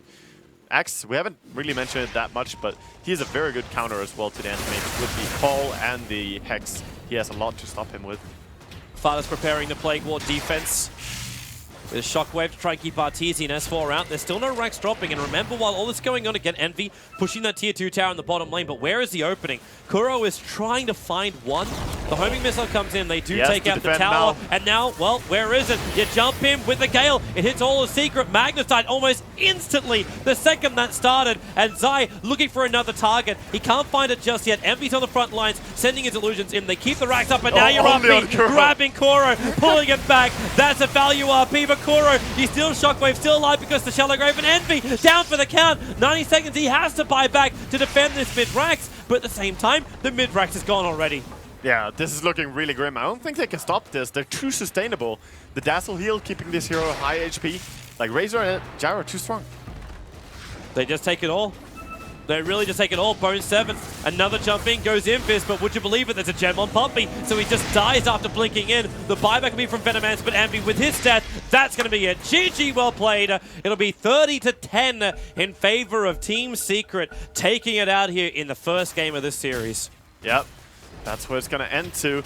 And even though C9 played very well, and I was saying it as well, they were outplaying Secret for a very long time in this game, Secret were getting closer to that terminal farm as well, where they just had too strong of a Gyrocopter, too strong of a Razor, and the sustainability from Dazzle behind them.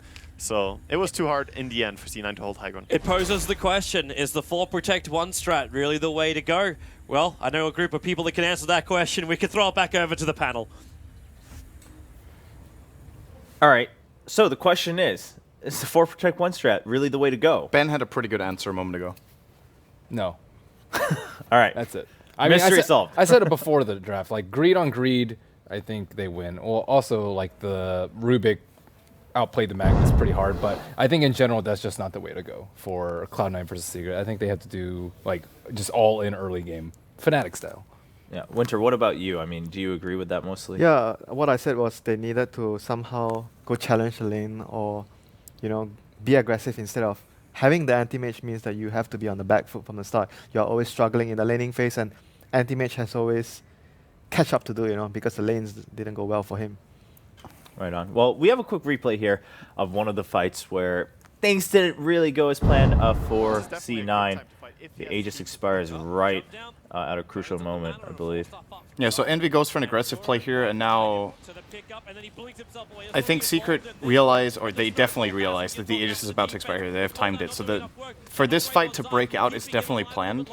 And I'm not sure if Envy is aware that this is going to happen at the same time. It's, I feel like mentality-wise when you play, a lot of the time, like you feel confident when you have the Aegis, but if you're the enemy team, you're really aware of when the Aegis expires. If you want to make the aggressive play, rather than if you're the one holding the Aegis and you're like closing in on the time, sometimes you forget the exact timing. It seemed like Envy just got played in this situation. Yeah, I mean, in that specific instance, of course. I mean, sure, Envy still tried his best to try to climb back into the game, and he was doing well. I mean, he was getting all the items he needed towards the end, but I mean, by that point, Secret was.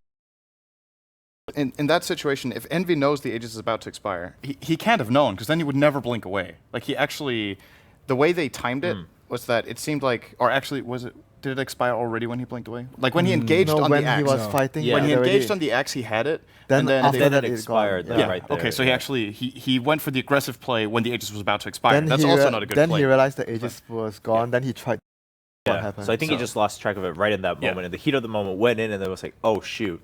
Engaging Yeah. into axe with 5 seconds left on Aegis is obviously really risky. I mean, he could have maybe got away there. But Yeah, it maybe. was still, I'm still impressed though with how Cloud9 managed to recover. When I saw the draft and I saw how the lanes were going to play out, I figured, okay, this is going to be Secret are going to win 2, if not all 3 lanes, pretty convincingly and going to take it. But they managed, like Wago was pointing out, Envy was really good at finding whatever farm he could and adding it up. And then, of course, you get him power, it starts getting a lot faster. So Cloud9 did a pretty good job with what tools they had. Yeah, very fair point. I mean, we were talking outside too, just that Secret. I mean, they won the laning phase pretty convincingly. When you were telling us that, all right, well, the goal lead pretty far out for Secret. They should just be able to go. The net worth graph, which just kept going down and down in favor of Secret. But the fact that Cloud9 stayed in, again, props to Envy for that aspect. We have another little highlight here of the Roshan fight afterwards, I believe, coming in for C9 versus Secret. LRP, you got almost everything you want. Where is this weave as well from CC9 coming in with the smoke. And yeah, Kuro on the other side of the tree line. And as I mentioned, like Kuro's positioning on Rubik is simply fantastic. And immediately Magnus gets picked up. He steals RP. And there's a little bit of a fortunate sequence of events where all of them get skewered up there, but at the same time, the damage has already been done, and they have like so much initial burst with like the Tusk damage, the Magnus damage, and Veno, or I guess Veno isn't too much burst, but they have a lot of ultimates that they need to rely on. If they don't get kills within like first like 3-4 seconds in the fight, it's over. Okay, so talking overall strategy, I mean, we already had the very solid answer for C9. 4 Protect 1, probably not the way to go for you guys anymore. In that case, how well do you think C9 can adapt out of that at this point? Because that's been their go-to. Well, they highly prioritize the gyrocopter, and I think they're much less willing to play offensively and aggressively in the early game if they don't have the gyrocopter. But as we saw, S4 or Secret had first pick, and they just first picked the gyro and didn't even get a chance for Cloud9 to get it. Maybe the draft order is different this time. Yeah, the draft order is going to be different, and I think that they actually like anticipated the anti-mage pick just because it's normally banned out second phase, and they just let him pick it. It's like, okay, now we're going to get Axe. He's going to be versus Axe or something ridiculous in any of his lanes. Yeah, and of course that initial lane phase didn't really work out for the anti-mage either. They were trying to see if they could dodge the Axe and then ran right into it at the very beginning of the game. Not the ideal situation for Cloud9. But, I mean, let's talk. At this point, we're kind of fishing for ideas here for Cloud9 where we say, all right, well, they didn't have a chance to pick the gyrocopter, so maybe they had to go for a little bit of a slower start. Isn't that kind of a big flaw, though? I mean, a lot of teams can take advantage of that, right? And they can be like, all right, well, if we have first pick, we can always just take advantage of the gyro. Take it away. We know that Cloud9 is going to go. Well, that's only good later. if you're confident you can win out in mid late, which I think Secret is very confident that they can versus Cloud9. Fair enough. So other teams maybe not as much. Right. For Cloud9, though, I mean, how else can they do this? I mean, with the bans, because obviously we're talking so many high priority bans. I mean, even people around us here who don't know as much about Dota 2, they're catching on saying, all right, Gyro's in almost every game, where Tusk is a high priority. Lesh obviously banned out. Similar to game 1 versus LGD, they can put Envy on like a Razor or Viper and control the lanes through that and just simply fight a lot more. Okay. Alternatively, they could. So yeah, we're gonna see what the draft order is gonna be. Right. But let's say the same draft plays out again, the same draft order. You can choose to trade, right? If you leave Quap in, Secret will take that over Gyro, and if they don't, you get a Quap, right? Okay. I mean that's something. That's So you can do. Like I would definitely agree with Ben. He said you don't give Secret Quap, but at the same time you don't give C9 Gyro either. So who gets most out of their pick is the question. Like it seems like Cloud9 are definitely most comfortable when they get that. Whereas Secret, if they don't get Quap, I don't feel like it hits them as hard as it hits Cloud9 not getting gyro, based on the small sample size we've had so far. Winter, what about you? What do you think? Is there anything else you'd like to see C9 try in terms of draft in this current meta? Yeah, I would agree with Sin that Secret not getting Quap is not as a huge deal compared to C9 securing. not securing the gyro. But at the same time, if you are trying to do what Ben suggested, like go back to what they did versus LGD in the first game, then they might run into the risk of not being able to finish the game because in history, they have been always plagued with that problem. Yeah. So they are probably not confident in that matter against Secret as well. But then again, you have to choose either one, right? Either you go and try to finish the game early and risk yourself making mistakes, or you take it to late game, which you know Secret is much better than you. Yeah, I mean, again, it seems to come down to the point of, at this point, when going up against a team like Secret, you have to choose the lesser of two evils and then just play confidently with that. While we're waiting for the draft, let's talk overall just about how the meta's developed so far coming into TI5. I mean, sure, there's been some predictions and what to expect from 6.84, but then already we're seeing some teams favoring, and of course, TI, the interesting part is we're seeing all these different regions clash together and everyone has a little bit of what they favor. How do you guys see it? I mean, is it panning out the way you saw coming into TI5, like the week or two before? Are the picks what you would have expected? The first phase, absolutely. I was guessing Lesh, Tusk, Quap, Shadow Fiend, those heroes are still... Yeah. I guess the main surprise in the first phase is the relatively low priority put on Shadow Fiend. Right, yeah, that's true. But apart from that, pretty straightforward so far. And then in the second phase, that's where the regions are a lot different. Because I think in the first, they kind of prioritized the same stuff. That seems more or less universal. Yeah, I guess that's pretty much it. And what about you, Ben? What about the thing? Yeah, seeing a lot more hard Dazzle. carries. Dazzle surprise. Yeah, I was about to bring up the Super Dazzle. late game heroes like Ember Spirit with rapiers, gyrocopters being prioritized a lot more. Naga Siren. I don't think that teams want to run the risk of just being out late gamed, which again is pretty typical for a very large tournament. Just because you generally tend to play it safe and don't go for all in. And on the other hand, we haven't seen as much like Dragon Knight Pugna, like Cloud9 ran away with in one of their games, and just not too much 5-man. Absolutely no Chen. I would expect him to see him now and then. No Centaur at all, which I think his Ag's upgrade is really, really good into winning your late game. So something unexpected from me. Yeah, I think there was like one Centaur game yesterday off of our stream, like with Navi maybe. But yeah, generally, I mean, one out of all the games we've had so far is a pretty low priority. What about you, Winter? I think so far nothing surprised me too much. It's like the Ember pick might be somewhat overrated to a certain extent, but I feel the hero fits the meta really well. He's very good at fighting and engaging in all the early fights, and he is generally very strong at defending high ground, which most of the team find it hard to finish the game as well against that hero. But overall, I feel the hero itself is quite okay, even though the win rate isn't that bad. I mean the win rate is bad. Right. But yeah, I think nothing much comes to my mind that surprised apart from Dazzle being picked so much. I didn't expect Dazzle to be picked up that much. I mean, that is a bit of a big surprise. But at the same time, teams seem to know what they're doing because they're making it really work out every time they do pick it.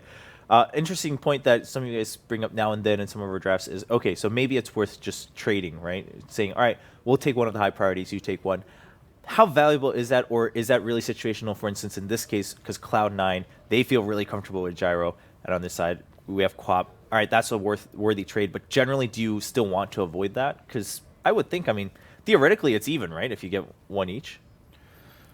Oh, you don't generally get one each. Well, that's I guess the other so, thing, because yeah. it's about who's second pick, right? If you're, like, the classic way of looking at it is, let's say there are 5 heroes that are overpowered or whatever, right? And let's say each team bans one, then the first pick team will get one and the second pick team will get 2. That's and true, then yeah, all of a sudden it's a really good trade for them, right? So there's always in Dota been like, since the draft order became that, been like this mind game of if we can trade 1 for 2, that's great. If we can trade 1 for 1, maybe. If the one we get is as good as theirs or even good against theirs, it would be great, right?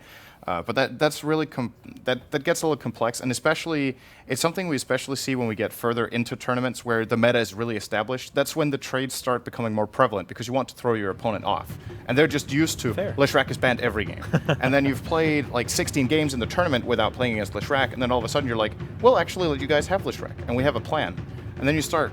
Then you're like, why are they letting us have Lesh? Right, It's been but then banned you every still game. want to pick it because and then you have your plan, and then if you lose with Lesh, then it starts getting really interesting. Like the best example I can bring up was TI2, where every game was like the Chinese teams were playing Naga Siren and Darkseer, and the only team to really beat the strategy was Na'Vi, who just let them have it, and then they counterpicked it, and all of a sudden they started losing a little bit faith in their strategy, and ultimately IG did win the tournament, but it got really exciting because they Very planned true. around Yeah, it. So. I think that's a really good point. Well, we're about to find out as we go into Game 2's draft. We do have Cloud9 with that first pick also on the dire side this time. And SF and then Bounty Hunter being banned out by Team Secret, another hero we haven't mentioned too much here on day 2, but definitely seen a lot of so far in TI. They're gonna get something good from now because the Secret chose to take out Bounty Hunter that leaves Quap, and if they wanted to open the draft with IO as well, it's also possible. There's less for rec. Yeah, and there's still less rec. Yeah, so I mean, it hasn't been banned yet. So let's do the math right now. There's 3 of the top tier picks Let's right try now. Quap Gyro. Oh, and Yeah, then, so C9 is leaving yeah. all of them in the pool. I mean, so trying to secure, I mean, one of them, but at the same time, this is what you brought up, is that at this point, if they're going to pick first, they're only going to get one of them, so... So Yeah. we say Lesh, Tusk, Gyro? Less And less Quap, there's Gyro 4. Quap, yeah. Oh yeah, there's 4. So yeah, I guess, yeah. Cloud9 I mean- actually... So if Secret ban 1, they could set themselves up for a 1 for 1 2. for 2, yeah. But at the moment, Cloud9 has banned Pugna. I'm not sure if it means they want Leshra because Or Quap. yeah. Yeah. So Now they're- Secret are just like, oh, you ban Pugna, we'll just let you guys have Quap and we'll take the Gyro Tusk trade, I guess. Won't they take Gyro though? I think Isn't that Cloud, what I we think said? I think Cloud9 should take Gyro. Just- the question is if that's what they just do. a big note, They I might know- actually just go for Gyro and follow up with IO after. All right, just a big note. I know we were all really excited to watch Cloud9 play all their games today on the mainstream, but just to chase everyone away from here for the viewers at home, we just got a Techies pick in Complexity's game against IG, I believe. So if you guys are interested in that at home, Which side? head on over Complexity has it. there. Yeah, Complexity has Techies, so that's something to check And out. apparently it's working out really well so far. And everyone's been pretty excited to wait for a Okay. Techies pick. But here we go. Oh, Naga also That slipping. is- Oh, through Naga that. was there too. Yeah. Yeah. Yeah. But that's not like the That's- trade that I was expecting to, because we were basically discussing about, okay, you get Quap, I get Gyro, or I get Gyro, you get Quap. But now they are going for the Naga and they gave both of those away. Like arguably both of the best heroes of Secret, They gave both away. Yeah, I mean, giving up both the Quap and the Gyro does seem pretty It's a big. very aggressive draft though with the Lina and giving away Queen of Pain and Gyro. I like it. It's definitely unpredictable from Cloud9. It's Do you think they should have picked a combo with Naga instead of Lina? Like the Disruptor that... I think there's a lot that you can combo with. There definitely is, Like- but it just seems like Right. the tendency. Every time you Yeah. pick Naga, Disruptor is the second phase ban. And when you get Naga overall first pick like this, and there's no like obvious pick, you could actually maybe have saved Lina and get Disruptor. I mean, Yeah. there's still like Darkseer. But I guess that happens a lot more if you are pretty sure 100% that the Naga is a support and you use him for more team fight purpose, then you do that. But right now, Cloud9, it doesn't show whether if it's Right. definitely a support or they can still play it as a core, and Envy loves to play it. And That's following up with a Lina, Lina is good versus Quap in the lane. And of course, if you play Lina as a core, he's going to be getting the axe sometime soon, and it's going to be a good way of dealing with the Gyro. Maybe that's what they have planned. They give away the Gyro, but they have some way of dealing with him later on. Right on, and we do see Secret, I mean, using as much time as they can before there's time to ban out the Disruptor. Bye That bye, one we Brood. expected. The Brood, yeah, being banned out by Cloud9 right away. Now, where does Tusk lie in all this? I mean, went through the first phase of bans and picks. I mean, Secret have first pick coming out next phase. I Right, think. so is that something we want to expect from Secret, or do I they would. want to wait because Cloud9 historically I would hasn't say so. prioritized? I think it's It's possible. Wait, why did Cloud9 ban Rubik? What are they scared of? Crow. Kuro. Yeah. I don't know. It could Okay. be. It could be even because they want to pick like Clockwork or something like that. It doesn't. Yeah, that's what just- I'm thinking, because yeah. with just the picks they have, I feel like that might not be the ban you're looking for. Yeah, and look at the Secret bans as well. They took out both the supports that go really well with Naga. And yeah, Tusk might just be a very good addition towards their team. But Cloud9's, both the first 2 picks of Cloud9, they do fare very well against Tusk in a fight. Like there's a song Right. against the Snowball, and obviously there's an area of effect stun from the Lina. Well, I mean, again, it doesn't seem like they necessarily have to rush it. Cloud9 not known to rushing the Tusk themselves too much, so... Well, they could also do like a Naga Naga Enigma combo too, which is why they might ban out the Rubik. I mean, you talk about banning out partners with Naga, but I think there are a lot. Yeah, that actually might. If you want to go for Enigma, yeah, of course you try to ban out the Rubik as much as you can. I'm trying to think of other Naga partners though. It's mainly CM and CM. CM Disruptor, Darkseer, I would say. Is Sand King? Sand King's pretty good too. I mean, and the rare They have Lina too. Undying Actually as well, nice the pick. sleep and the tombstone. So I mean, we talk about a lot. You place tombstone, you sleep, you kill the tombstone, but it's also really good together. I mean, at that point, I mean, you start listing a lot of heroes that just need some sort of setup. I mean, we have a lot. The list could technically go on, right, for a long time. I mean, you mentioned Sand King, Tidehunter could come up. Dazzle. Yeah, even. Dazzle. Dazzle Dazzle is also- true, and there we go. It comes up. We saw that slip through. It's really shaping up into a core Naga though. Undying is a very interesting suggestion here, I think. With the Naga, you mean? Song into Weave into Tombstone is it's very powerful. It's very powerful. But when you look at Secret, you don't even know if you want to teamfight into that. Like, even with something that ridiculously powerful, Could always techies. We could have techies on this stream too. Secret could actually get it now, but Naga's could. pretty good against it. So Yeah, you have illusion to clear the mines early on, so there are ways that they can deal with it, of course, for sure. With their lineup right now. I mean, playing a suicide techies though, it's Naga is so good if it's a support Naga. Right. I mean, still not 100% set. So what does Secret need a little bit more of? I mean, obviously they've got their Quap and the Gyro as their cores here. So, I mean, you mentioned maybe they just don't want to fight at all against Cloud9. In that case, where do they gear towards? They can go for more greedy junglers, I guess. If you are confident that Cloud9 won't come and challenge you, you can go for greedy junglers. Like CM is something Secret like to pick a lot. Okay. Just go from the jungle and just farm her and roam around when you're level 3 with the smoke. Keeper's good, but they banned it. Enigma is like not that great versus Naga, I would say. Oh, and the techies pick comes out. Well, as Ben they you actually suggested went. that. I mean, they got their second phase Tusk pick, and they've good experience playing this hero against Cloud9. I think the last time they played it against Yeah, them, it was just at completely DAC. threw It them. was at Yeah, DAC. That was not a good game for Cloud9. But I thought so. If Cloud9 didn't have Naga, I would actually feel very confident that Secret were definitely very much considering techies. But against Naga, you always have the mirror images. They can go scout out the mines. She's a very good gem carrier. I think it's more just it's for the lanes. They It's, just want to it's like dominate. I don't think Naga Siren is that good versus a suicide techies though, and that's usually how they play it. Like if you play offensive with They have great Tusk and techies, it's like your illusions are useless, pretty much. Like you get snowballed and you get suicide, Right. and then that's it. Like I think it's good against like maybe techies that we sometimes see in pubs, but I think their style is way different and also very flexible. It's also good versus ending the game early versus Naga Siren, so you can't underrate the damage on from landmines onto the towers.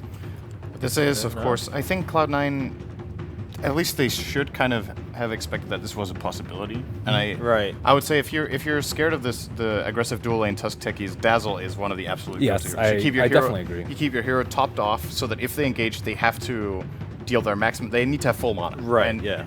Naga Siren has high base armor, so Suicide deals less damage. It's a physical damage ability, and you have Grave. So I don't know if Secret can actually find kills in this lane, to be honest with you.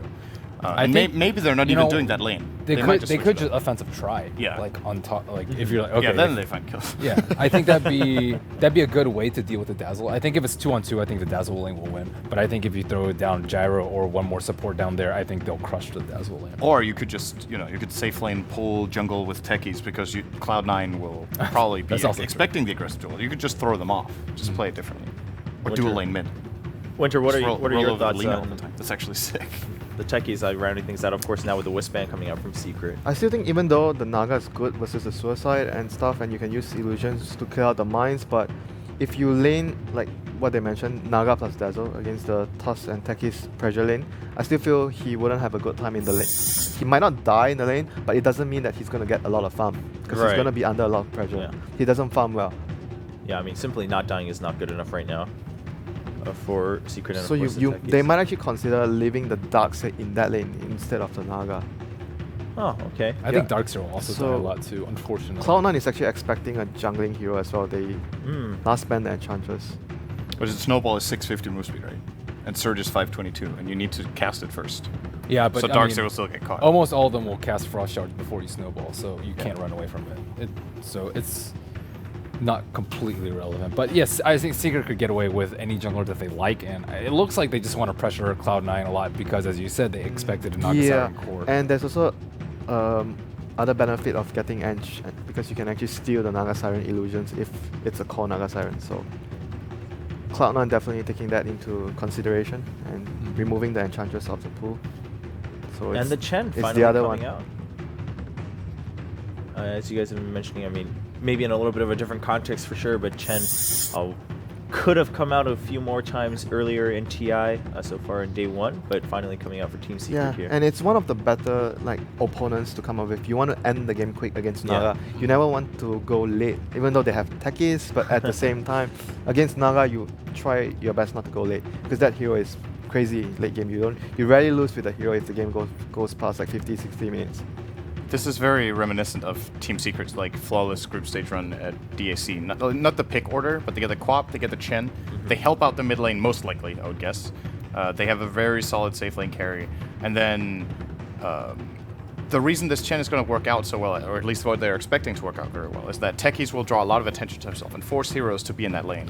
And that opens up for Chen to either execute ganks or just free jungle at no cost. Do you switch up the Naga now and just put her as a support and then go for a different carry? I feel these 4 heroes need a lot of firepower. They need a very strong carry. If you switch the Naga out, so they're actually switching the Naga out? No, Misery. Support. Okay. He's going to max Warcry. Okay. And I have then not seen that counter yet, but that's Max Warcry good in and theory. Max Warcry and tank the techies mines.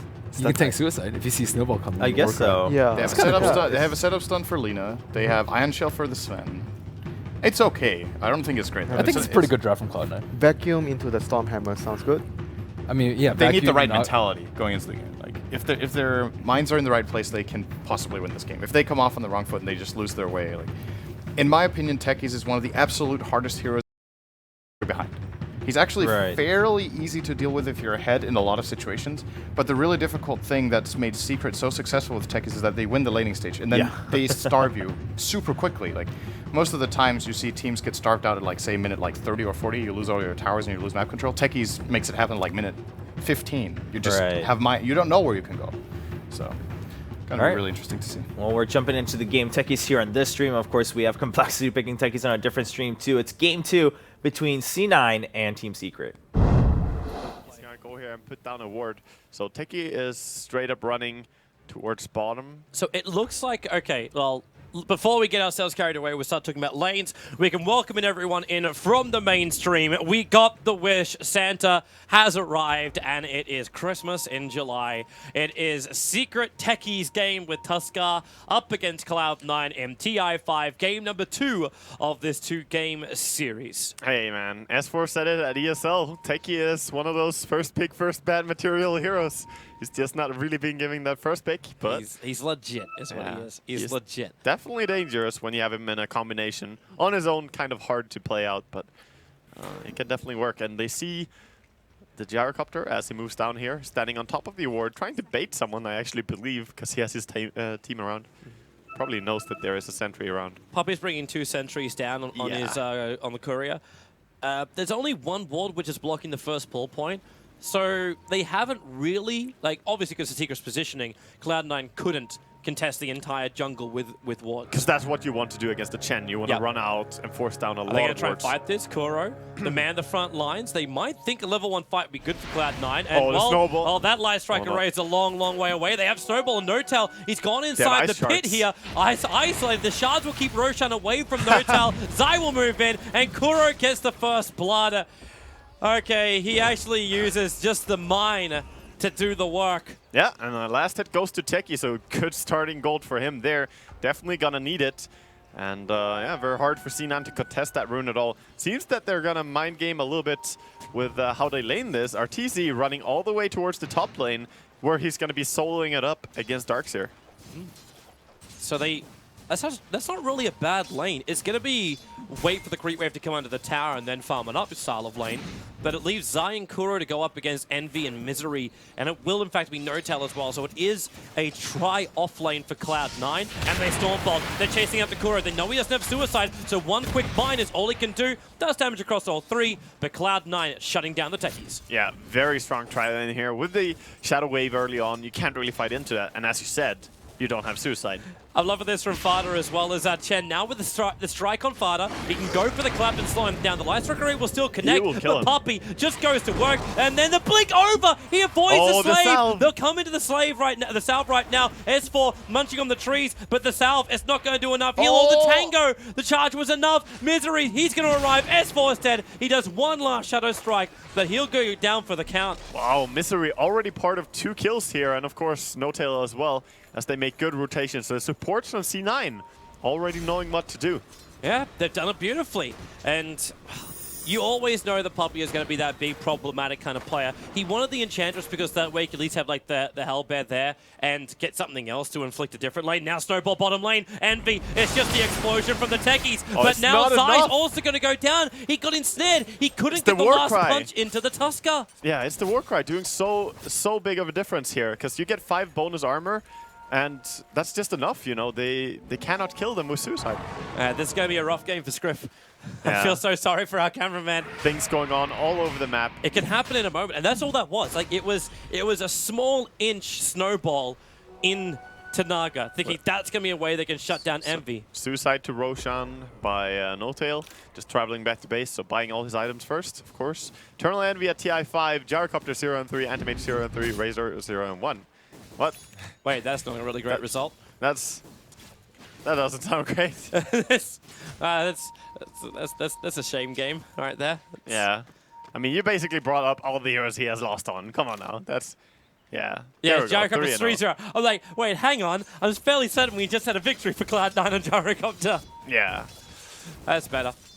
All right, so there's no suicide attack for Kuro. You don't have momentum, and this lineup is so critical to get that momentum. It's almost like a slow down time. Stack up in the jungle, farm with the Wild Wing. Puppey's capable of doing that, even though it's currently on cooldown. Yep. S4's lane the mid, 11-4 up against the 13-3, fairly well balanced. And Arteezy's found a decent amount of farm as well. And what's in return? Like, the big core for C9 is the Naga Siren, who is now getting something, but the Darkseer was the one who was taking it all beforehand.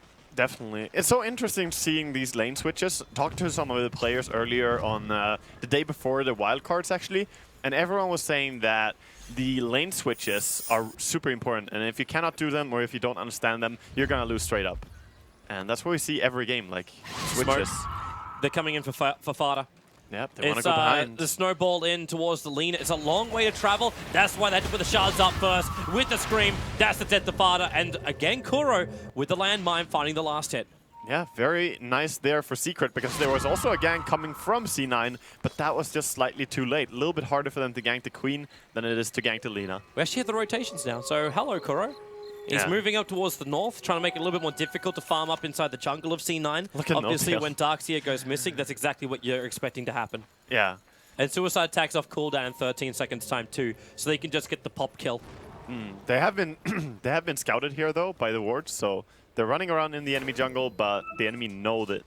So C9 fully aware of this. That's the reason why Misery's been brought to the mid lane, and No-Tail, well, he'll walk back as well. S4, he doesn't have vision of No-Tail, but the Light Strike Array, Fader. This is now, what, 2 or 3 that he's missed? The initial one on the bottom lane fight? Yeah, it's difficult. S4 has been very good with his positioning as well, so hard to get that. Meanwhile, Kuroki trying to set up a little death trap to the right there.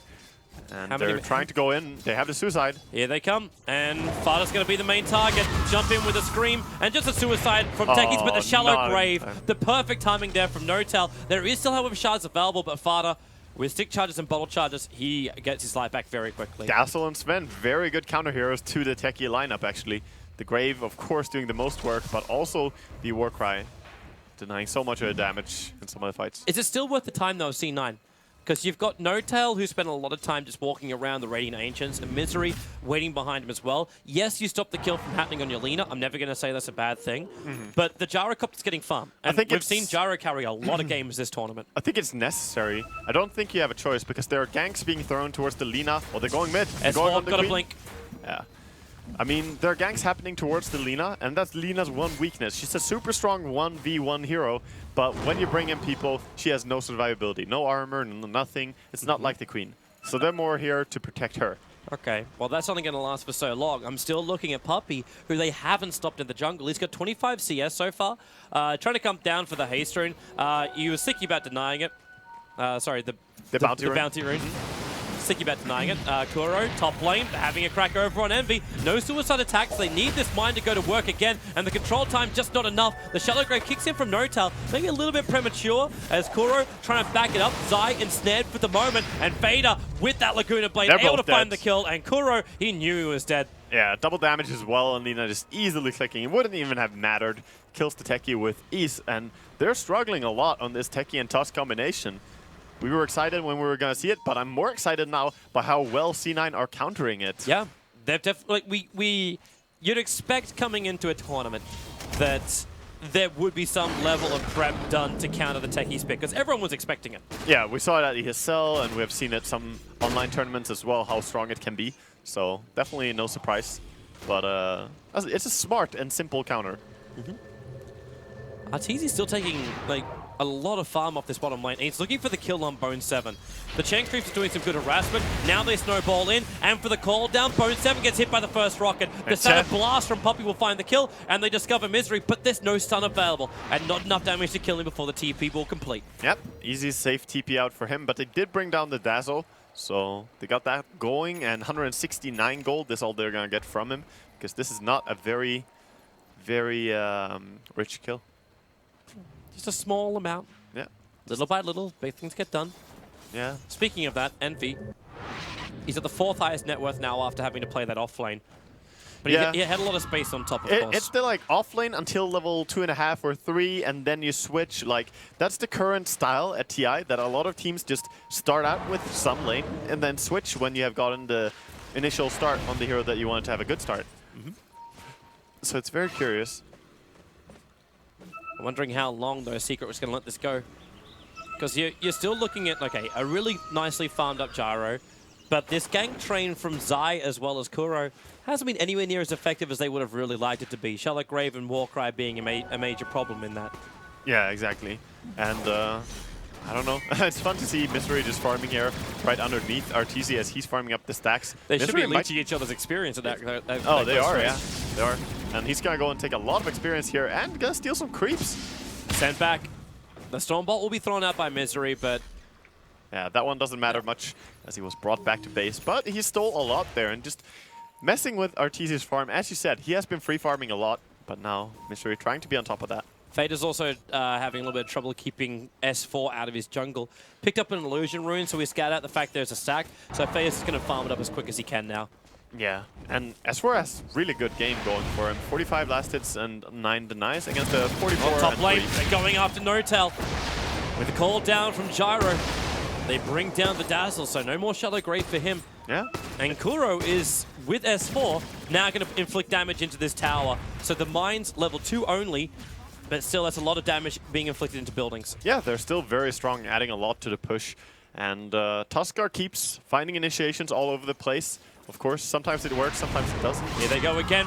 Fada, low on life. S4 is going to commit the Sonic Wave and blink forward to ensure the kill. There is the header got available from Puppy if things get a little bit rough. Oh, and he Kuro, wants the Queen, but she's too fast. Gotta go on Kuroki. He has the suicide, but they can't even force it, I think. After the stun, they can't keep chasing. Yeah, it's the same the other way around. The Sven and the Dazzle bring a lot of physical damage, but Techie has plenty of armor, actually. So, very easy for him to survive that. I'm wondering too when Kuro is able to get his next item. He's been walking around with these semi-items for a while, so they're giving him the space in the mid to try and find some of this. Interesting stat there that the only time that Techie and Tusk lost together was against Complexity. And that was when Summer's Rift played it. So, just interesting. It's only been played 6 times though, so we get very hyped when we see it.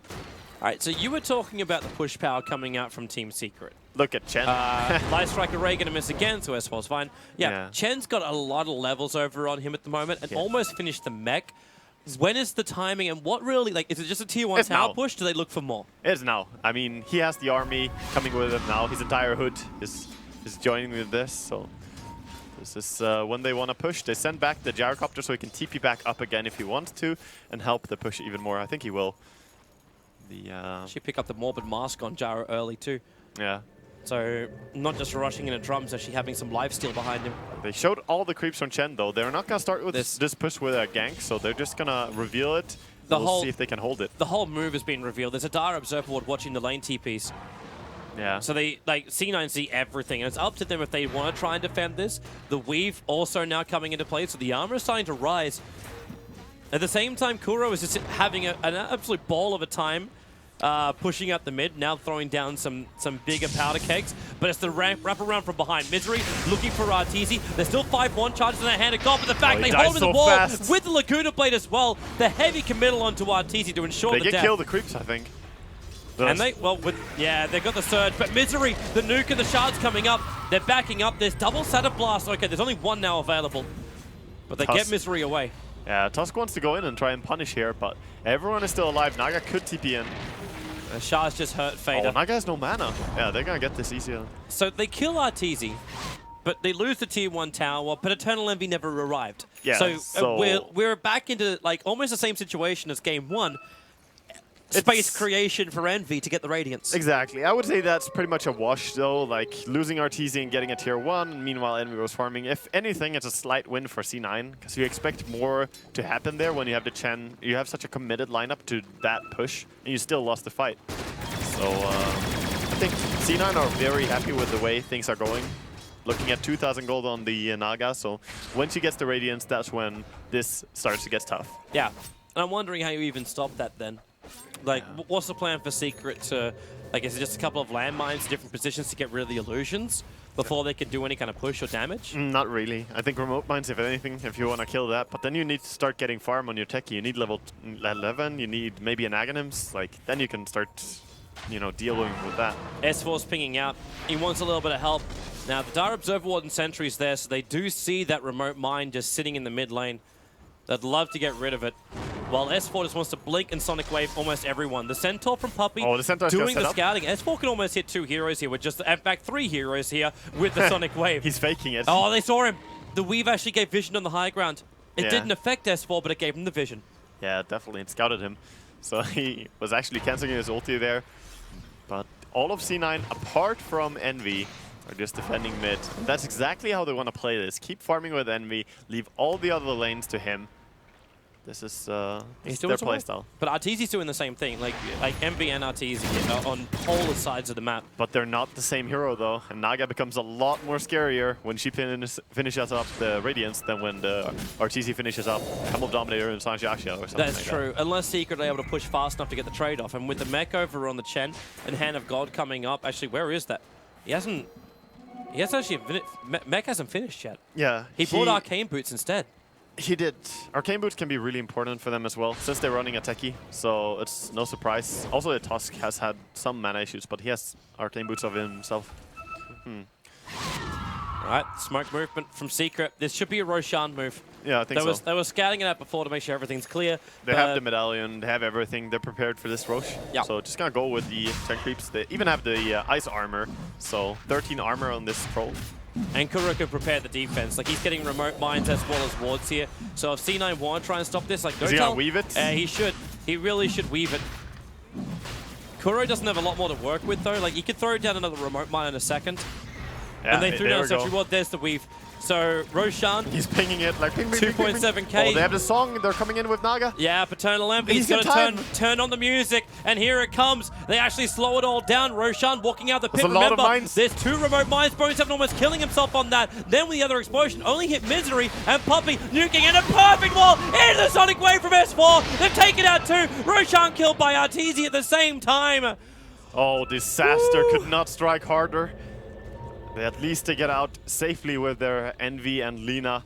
And Sven, of course, manages to get away as well. But that was not great. Maybe he's got a chance here. Arteezy, there's your Hand of God. And they're coming in for the snowball. Actually picking up Arteezy so he can go into the Rocket Barrage. It is worse. And maybe with the heal, he'll get the stun. Misery, though, the Rocket Barrage is just so much damage with the shards as well. They give a double kill to Arteezy. No tail will arrive, but to achieve only a weave. Yeah, and they still have Aegis. All that for an attempt to kill the Aegis. They lose 2 more heroes, 2 important ones as well, or at least Lina, the most important one right now, to keep up fighting while Naga is farming. Suddenly, this game started looking a lot worse for C9. They are at the gold to finish up the Relic, but this gold momentum from Roshan, from Towers, suddenly the pressure. They lost about 6,000. Like, that was a swing to Secret as far as experience go. Yep. Gold was only a swing of 3,000, but I say only 3,000 when you're 16 minutes into a game.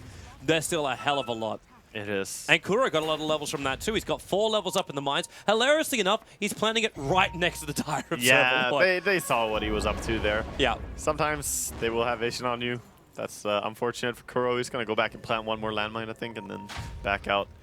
But shouldn't achieve too much. They're going to actually chase him. They're mad at this little bastard. Well, Fada knows it's a free kill. Fada can kill him, for Like, sure. all he's got to do is just get the Yules into Light Strike Array and Laguna. Yeah. That's a low cooldown. No so mana for suicide as well, so this Techie is dead. Yeah.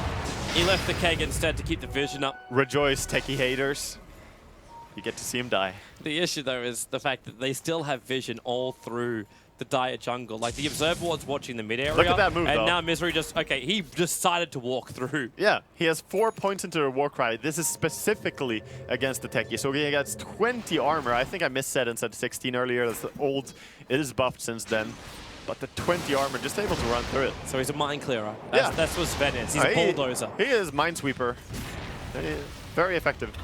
Well, this Tier 1 tower stays unnumbered as Secret bring in their Chen army. They are losing their armor, of course, but they've also got a little bit of a counter to that. So Poppy managed to pick up an Ogre Frost Mage. So they're getting a little bit of their armor back. Just a little bit. Which is still a problem, though. Yeah, Frost Armor is really good. It's a very nice spell. This Frost Armor, though, does not slow down range attacks like the Lich. Lich is he's the master of Frost Armor. Yeah. Full Orchid. 18 minutes now off for Queen of Pain flying in on the Courier. Very nice. Orchid is going to help them a lot. It's great against Darks here. One of the best items you can get against them. Arteezy stunned up, Fada. Yule Scepter, Light Strike Array now going to go for it, but then he gets Orchided and then just instantly snowballed. The Shallow Grave will keep him alive, but the call down, it will connect on Notal, but Arteezy, the flat cannon damage, he's trying to reach up far enough. Notal will drop down very, very low, but Secret still get their objective. They still get tier 2. Yep, and they do it in a convincing fashion as they push there. They don't even have Techie there. He doesn't need to be there. So he's been, just running around trying to plant some more mines, get some vision up. He wants levels. He wants to get the like you saw the ineffectiveness of the kegs. Yeah. Around Roshan. Oh, like, we're all expecting like a huge explosion, remembering what Kuro has done with this guy before. And then you're like, wait, no, that's a level 1 power keg. Yeah, exactly. And there was only 2 level 1 remote mines. They don't do that much. However, when they start claiming more and more map control, like they are now, removing another tier 2 tower, they're actually going to be able to shut in C9 a lot. And they need to buy a gem for Envy soon. And just put that. Speaking of Envy, look at his gold. He has the Radiance in just 75 more gold. Well, fun times, but there's only 1 tier 2 tower remaining on their side of the map. Yeah. Harsh. At the same time, I'm also seeing a triple ancient stack for the Gyrocopter, who has a full SMY. He just barely needs a little bit more gold in the jungle, and then the Techie comes in and steals it. Okay, yeah, you're not going to achieve that. Yeah, that was... This ward's also going to time out in 10 seconds. It is. But yeah, the full SNY, as you say, is what Arteezy likes to build. I think I've seen it in every game that he played Gyrocopter that we cast. He's been building the Helm of Dominator SNY build. Okay, so they destroyed the keg inside the Dire jungle, revealing the fact that Sentry Ward's there. If Secret come up, which they probably will, as Kuro's got has got a Sentry up his sleeve, he's going to find the Dire Observer Ward, which was freshly placed. Yeah, if he manages to find that, though. Not certain yet. He's rushing for the Force Staff as well. Very common if you're playing this kind of not farming Techie, just running around and supporting. If you can get the Force Staff, you're going to be more than happy. He's playing the lane control Techies. Yeah. Like he's exploding remote mines to stop these Naga illusions from pushing anything. Yeah, they're still going to get the farm, though. Envy is on top of that game. He has been playing some Naga farming games before in his ranked games. I've seen it. At Spammer. At the same time, like, have they got the money? Okay, yeah, there's definitely money for a gem, but Lena wants her Academ Scepter first. Yeah, that's what she should be building into. She has 2 low HP right now, so getting the full Aghanims would be amazing. Misery Queen can buy it going soon. for a solo kill on Envy. Can he do it? With the Orchid Sonic Wave, that should pop him. Oh, no, the Is it bottle. enough? He's low. The bottle And now was the enough. Song of the Siren. Yeah. Ensure the run away. Puppy. Oh, Father's going to send him up. And there is the Chen army behind him. The Song of the Siren protecting Puppy for a moment. Yeah, managing to get away at least. Down, you could potentially think about doing damage on high ground, but you also blew your Sonic Wave. I mean, at least it's a very easy tier 2 top. If you just go and push there, you're going to get that very easily, as there's no way for Naga to really contribute now. Arteezy just clearing the creeps, and like to see Misery pushing so far out there, trying to cover this push. He can only do a little bit. Kuro's already preparing the perimeter of remote mines across the map. And a very early Greaves, 21 minutes in. Darkseer? Chen was able to finish the Chen. full Greaves. Yeah, Darkseer is going for it as well, but yeah, Chen has his Greaves already. Very nice item for him. Greaves actually so much better for Chen than the old Mana Boots and Mech. If you want to go into Aghanims Chen now, you don't have the same mana issue that you used to. So it works really well. The beauty of the new items. Yeah. Cloud9 grouping up as 4 on the top. Meanwhile, in the Radiant jungle, Poppy is chasing a very pesky Naga Siren. Now, there is no Song of the Siren. Zai can't get close enough that he can catch up to Envy, but now he will. Can he get the punch in time? Yes, he can. He gets the it. TP cancelled. This should be the death of Eternal Envy. In fact, it will be. The call down from Jara will do the work. Eternal Envy goes down. At the same time, it's buying more space for the rest of Cloud9 now. Yeah, it's always about trying to create as much space as possible if you're gonna die. So he died far into the Radiant side of the map, trying to force them far away, at least. S4? Not where he wants to be. S4 doesn't have any defensive item, and he was scouted out by that ward, so maybe C9 could think about fighting that. But with all of Secret coming, they're just gonna back out. Yeah, and they're happy with this. Like, Secret's wasting their time. Like, Arteezy's farming up the Ancients, which is great for him. Yeah. He's actually at a point now where he can pick up the Demon Edge. Exactly. So Arteezy's getting strong. That's fine for Secret, but same for C9. Like, they lost. Oh, wait. Running into Arteezy here. Maybe this is not the greatest position for it. Yeah, Arteezy after Bone 7. The Mech and Shallow Grave TP out. He's got no points up in homing missile to do anything. In fact, both will TP out safely. TP outs everywhere from C9. And we got the Trip Centaur from Poppy. Yeah, that's the creeps you want to have around this stage. So good. Also has the 1 armor creep, which is going to do a lot of work against the Weave, of course. Actually, not that bad as well as cleaning off the Naga illusions. When you got that test of faith. Yeah, it's okay. He's not that great at it, but at least they're pretty decent heroes for killing Naga illusions. They would have done a lot better job doing it with the Lion, but hey man, then they couldn't have the techies. Is there a clock right now for Secret to win this game on? Or is Arteezy going to be big enough that he can keep carrying later into the game? Against Naga, there's always a clock. Because it doesn't matter how farmed you are, against a good player with gear cap on Naga, you can straight up lose. Like, no matter what items you have on your carry, you can just always lose the game. So, with a fresh BKB over on Arteezy, is this the time you feel they should be looking at Tier 3 towers at least? I think so. This is the time to start at least cracking up to Tier 3, and maybe even more. But they might just start losing out. Like, this Naga is creep skipping into the mid lane, yeah, taking out the bottom lane with the help now of Misery, who triggered God's Strength to try and take out this tower. You think this is bad? Wait till he has Octarine and Manta. You better go now. You've got Aghanim Scepter on Lina, but you've got a Blink Dagger on Bone 7. C9 are actually in a position where they can try and fight. Arteezy, front of the lines, Beautiful and they called out shards. Fada. But Fada, there will be that Shallow Grave to keep him alive. Die. He will still end up dying, but at least he gets his damage out, while the Flat Cat are taking care of the Naga illusion, so there's no more Radiance but apart from Naga herself. And the wall is so far back. Oh, if they chase out here, there's still 2 remote mines down, and they're level 2 remote mines. They're running into him right now. Envy's got to be careful. He knows it.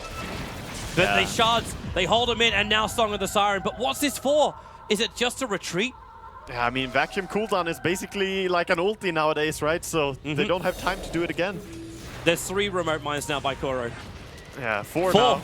Yeah. He's just stacking up, making a safe spot for him to retreat into, even some stasis traps as well, to make sure that they can feel safe back there. Lina is responding soon, 7, the vac, but there's no wall. And now Arteezy on the front lines with the Rocket Barrage is going after No-Tel with a call down on Envy. He's going to bring him down. Cloud9 being sieged inside their own base. They can't push him. The Greaves from Puppy bringing Secret back to full life, still with the Centaur army. Oh, there's no stopping Secret now. They're TPing forward. Bone 7, he actually TP's in, but he's not ready. There's no wall. Now they go for the Orchid over on Vada. Sonic Wave, Misery, the Rocket Barrage will finish the job on that front, and Vada also falls back. Buyback now comes from Misery, but they already took the melee rack. Secret just want to back up over the mines. You've got to be careful. Bone 7's close. The Vac, they still need to fall back a little bit further. Tuskar Snowball going in a little bit deeper, and Secret's just like, please pull back as far as you can right now. They have no detection. Vada's so close, and they're not doing it. Like, C9, they have to know. They have to know. They have no detection, though. They can't go in there. They're not going to come out. Look at him. He's throwing it in front of their faces. Artesia is like, yeah, come get me. Try. This is the safe zone. Yeah. This is the spot that you cannot enter. Kuroki is just being cocky right now. He's trying to force up Envy into it. Yeah, Envy's like, I think there are mines there, guys. Now it's time to back up. So they bring out observers and sentries. It's too short. Yeah, the first sentry's too short. They're short. just being safe. They're gonna drop the next one at a recent distance. Now they know they're not gonna die. All right. So back to the lane pushing. Poppy's waiting for a new creep. Yeah, Puppy. And at the same time, what are we looking at for gold right now over on the sides? So there's plenty of gold on the side of Secret all over. I'm surprised Kuro continues to they're prep. smoking around. Yeah, they're coming behind them. So there's one way to get around the remote mines, but there's a remote mine on top of the hill. So there is some vision to be given from this, and they can just play around their own They see mines. Puppy. They're gonna kill Puppy. Okay, that's one way. Oh, actually, they're kind of indecisive. The cooldown's going to come in with the flag cannon. Misery's going to lose a lot of life. The war cry is giving a lot of life to work with. Oh, well, that's not great for them. They just went. Oh my God! Yeah, they're calling GG on it. That's it. It was the last YOLO loop. Man, you could see in that last fight how they were not agreeing on what to do. Like, some of them wanted to kill Puppy, some of them wanted to go on the Techie and the Tuskar, and they just ended up going on both and losing both the fights. I think they were already screwed at that point, though, but that was the last nail in the coffin. But this is what we're expecting from someone like a Techies. Techies makes you play a very different style of game to what you normally play. You might have had this vent and the early counter, the logic was right. Yeah. But obviously with every draft you play, you need to think about your transitions from early to mid to late. He also has an impact that can't be read into just by the stats. Looking at the 2, 6, and 5 support Techie doesn't seem that impressive, but the way that it forces the enemy to buy so many sentries and be so careful about his burst, and even change the entire way they drafted. They had to pick the Dazzle Sven reactively. Yeah. Not what they wanted to do, and C9 now find themselves now a 0-2 result, and Team Secret forwards themselves to the front of the group. For now, we'll throw it back to the couch. Thank you very much, gentlemen. So yeah, I mean, as I was saying, Techies does force you to play a very different way, oftentimes a way that does make it very annoying for the opponent, as we mentioned several times. But I mean, I feel like it was pretty straightforward. I mean, the commentators definitely covered a lot of it, how it kind of wrapped up, how Secret took advantage of the Techies pick. But what are your guys' thoughts, having watched that game? I think Cloud9 actually did really well early on. The Sven with the Warcry was in the right places at the right time. They had a couple of really clutch Graves. Like, they actually did a really good job, and they did everything right. And then the moment you make one mistake and you start losing map control against the Techies, like, that's the problem, right? They are constantly, like, even though they're making the right plays, all of the plays are defensive, right? Right. I think a big problem they had was the smoke gank they attempted mid, and then instead they ended up Secret engaged at the same time. There were 2 smokes, and Secret smoke gank was successful, and because of that, Cloud9's was not successful. And then those kind of plays, when they happen like that, it gives just that little bit of extra momentum to the Techies team. And once again, it just draws so much attention to itself. Jaru was farming well. Chen got a lot. They make a couple good plays. And for me, the really important point in this game is probably that they get to claim the Roshan like they did. Yeah, of That course. fight Yeah, right we did see that fight. was That very big. could have gone both ways, but at the end, I mean, Secret coming out on top of that. What do you think, Winter? I mean, Sin basically covered most of the important points during the game. Like, the Roshan fight is just too crucial for them. They could have just maybe not contested, just continuously pushing with the Naga, but they felt that with the song, they could have actually contested. But the moment they song and they tried to go in, but there are so many mines, and Darkseid was like straight away almost dead from trying to do that. Yeah, we actually have that highlight ready, so we'll go ahead and see exactly what you're talking about, Winter, right near the Roshan.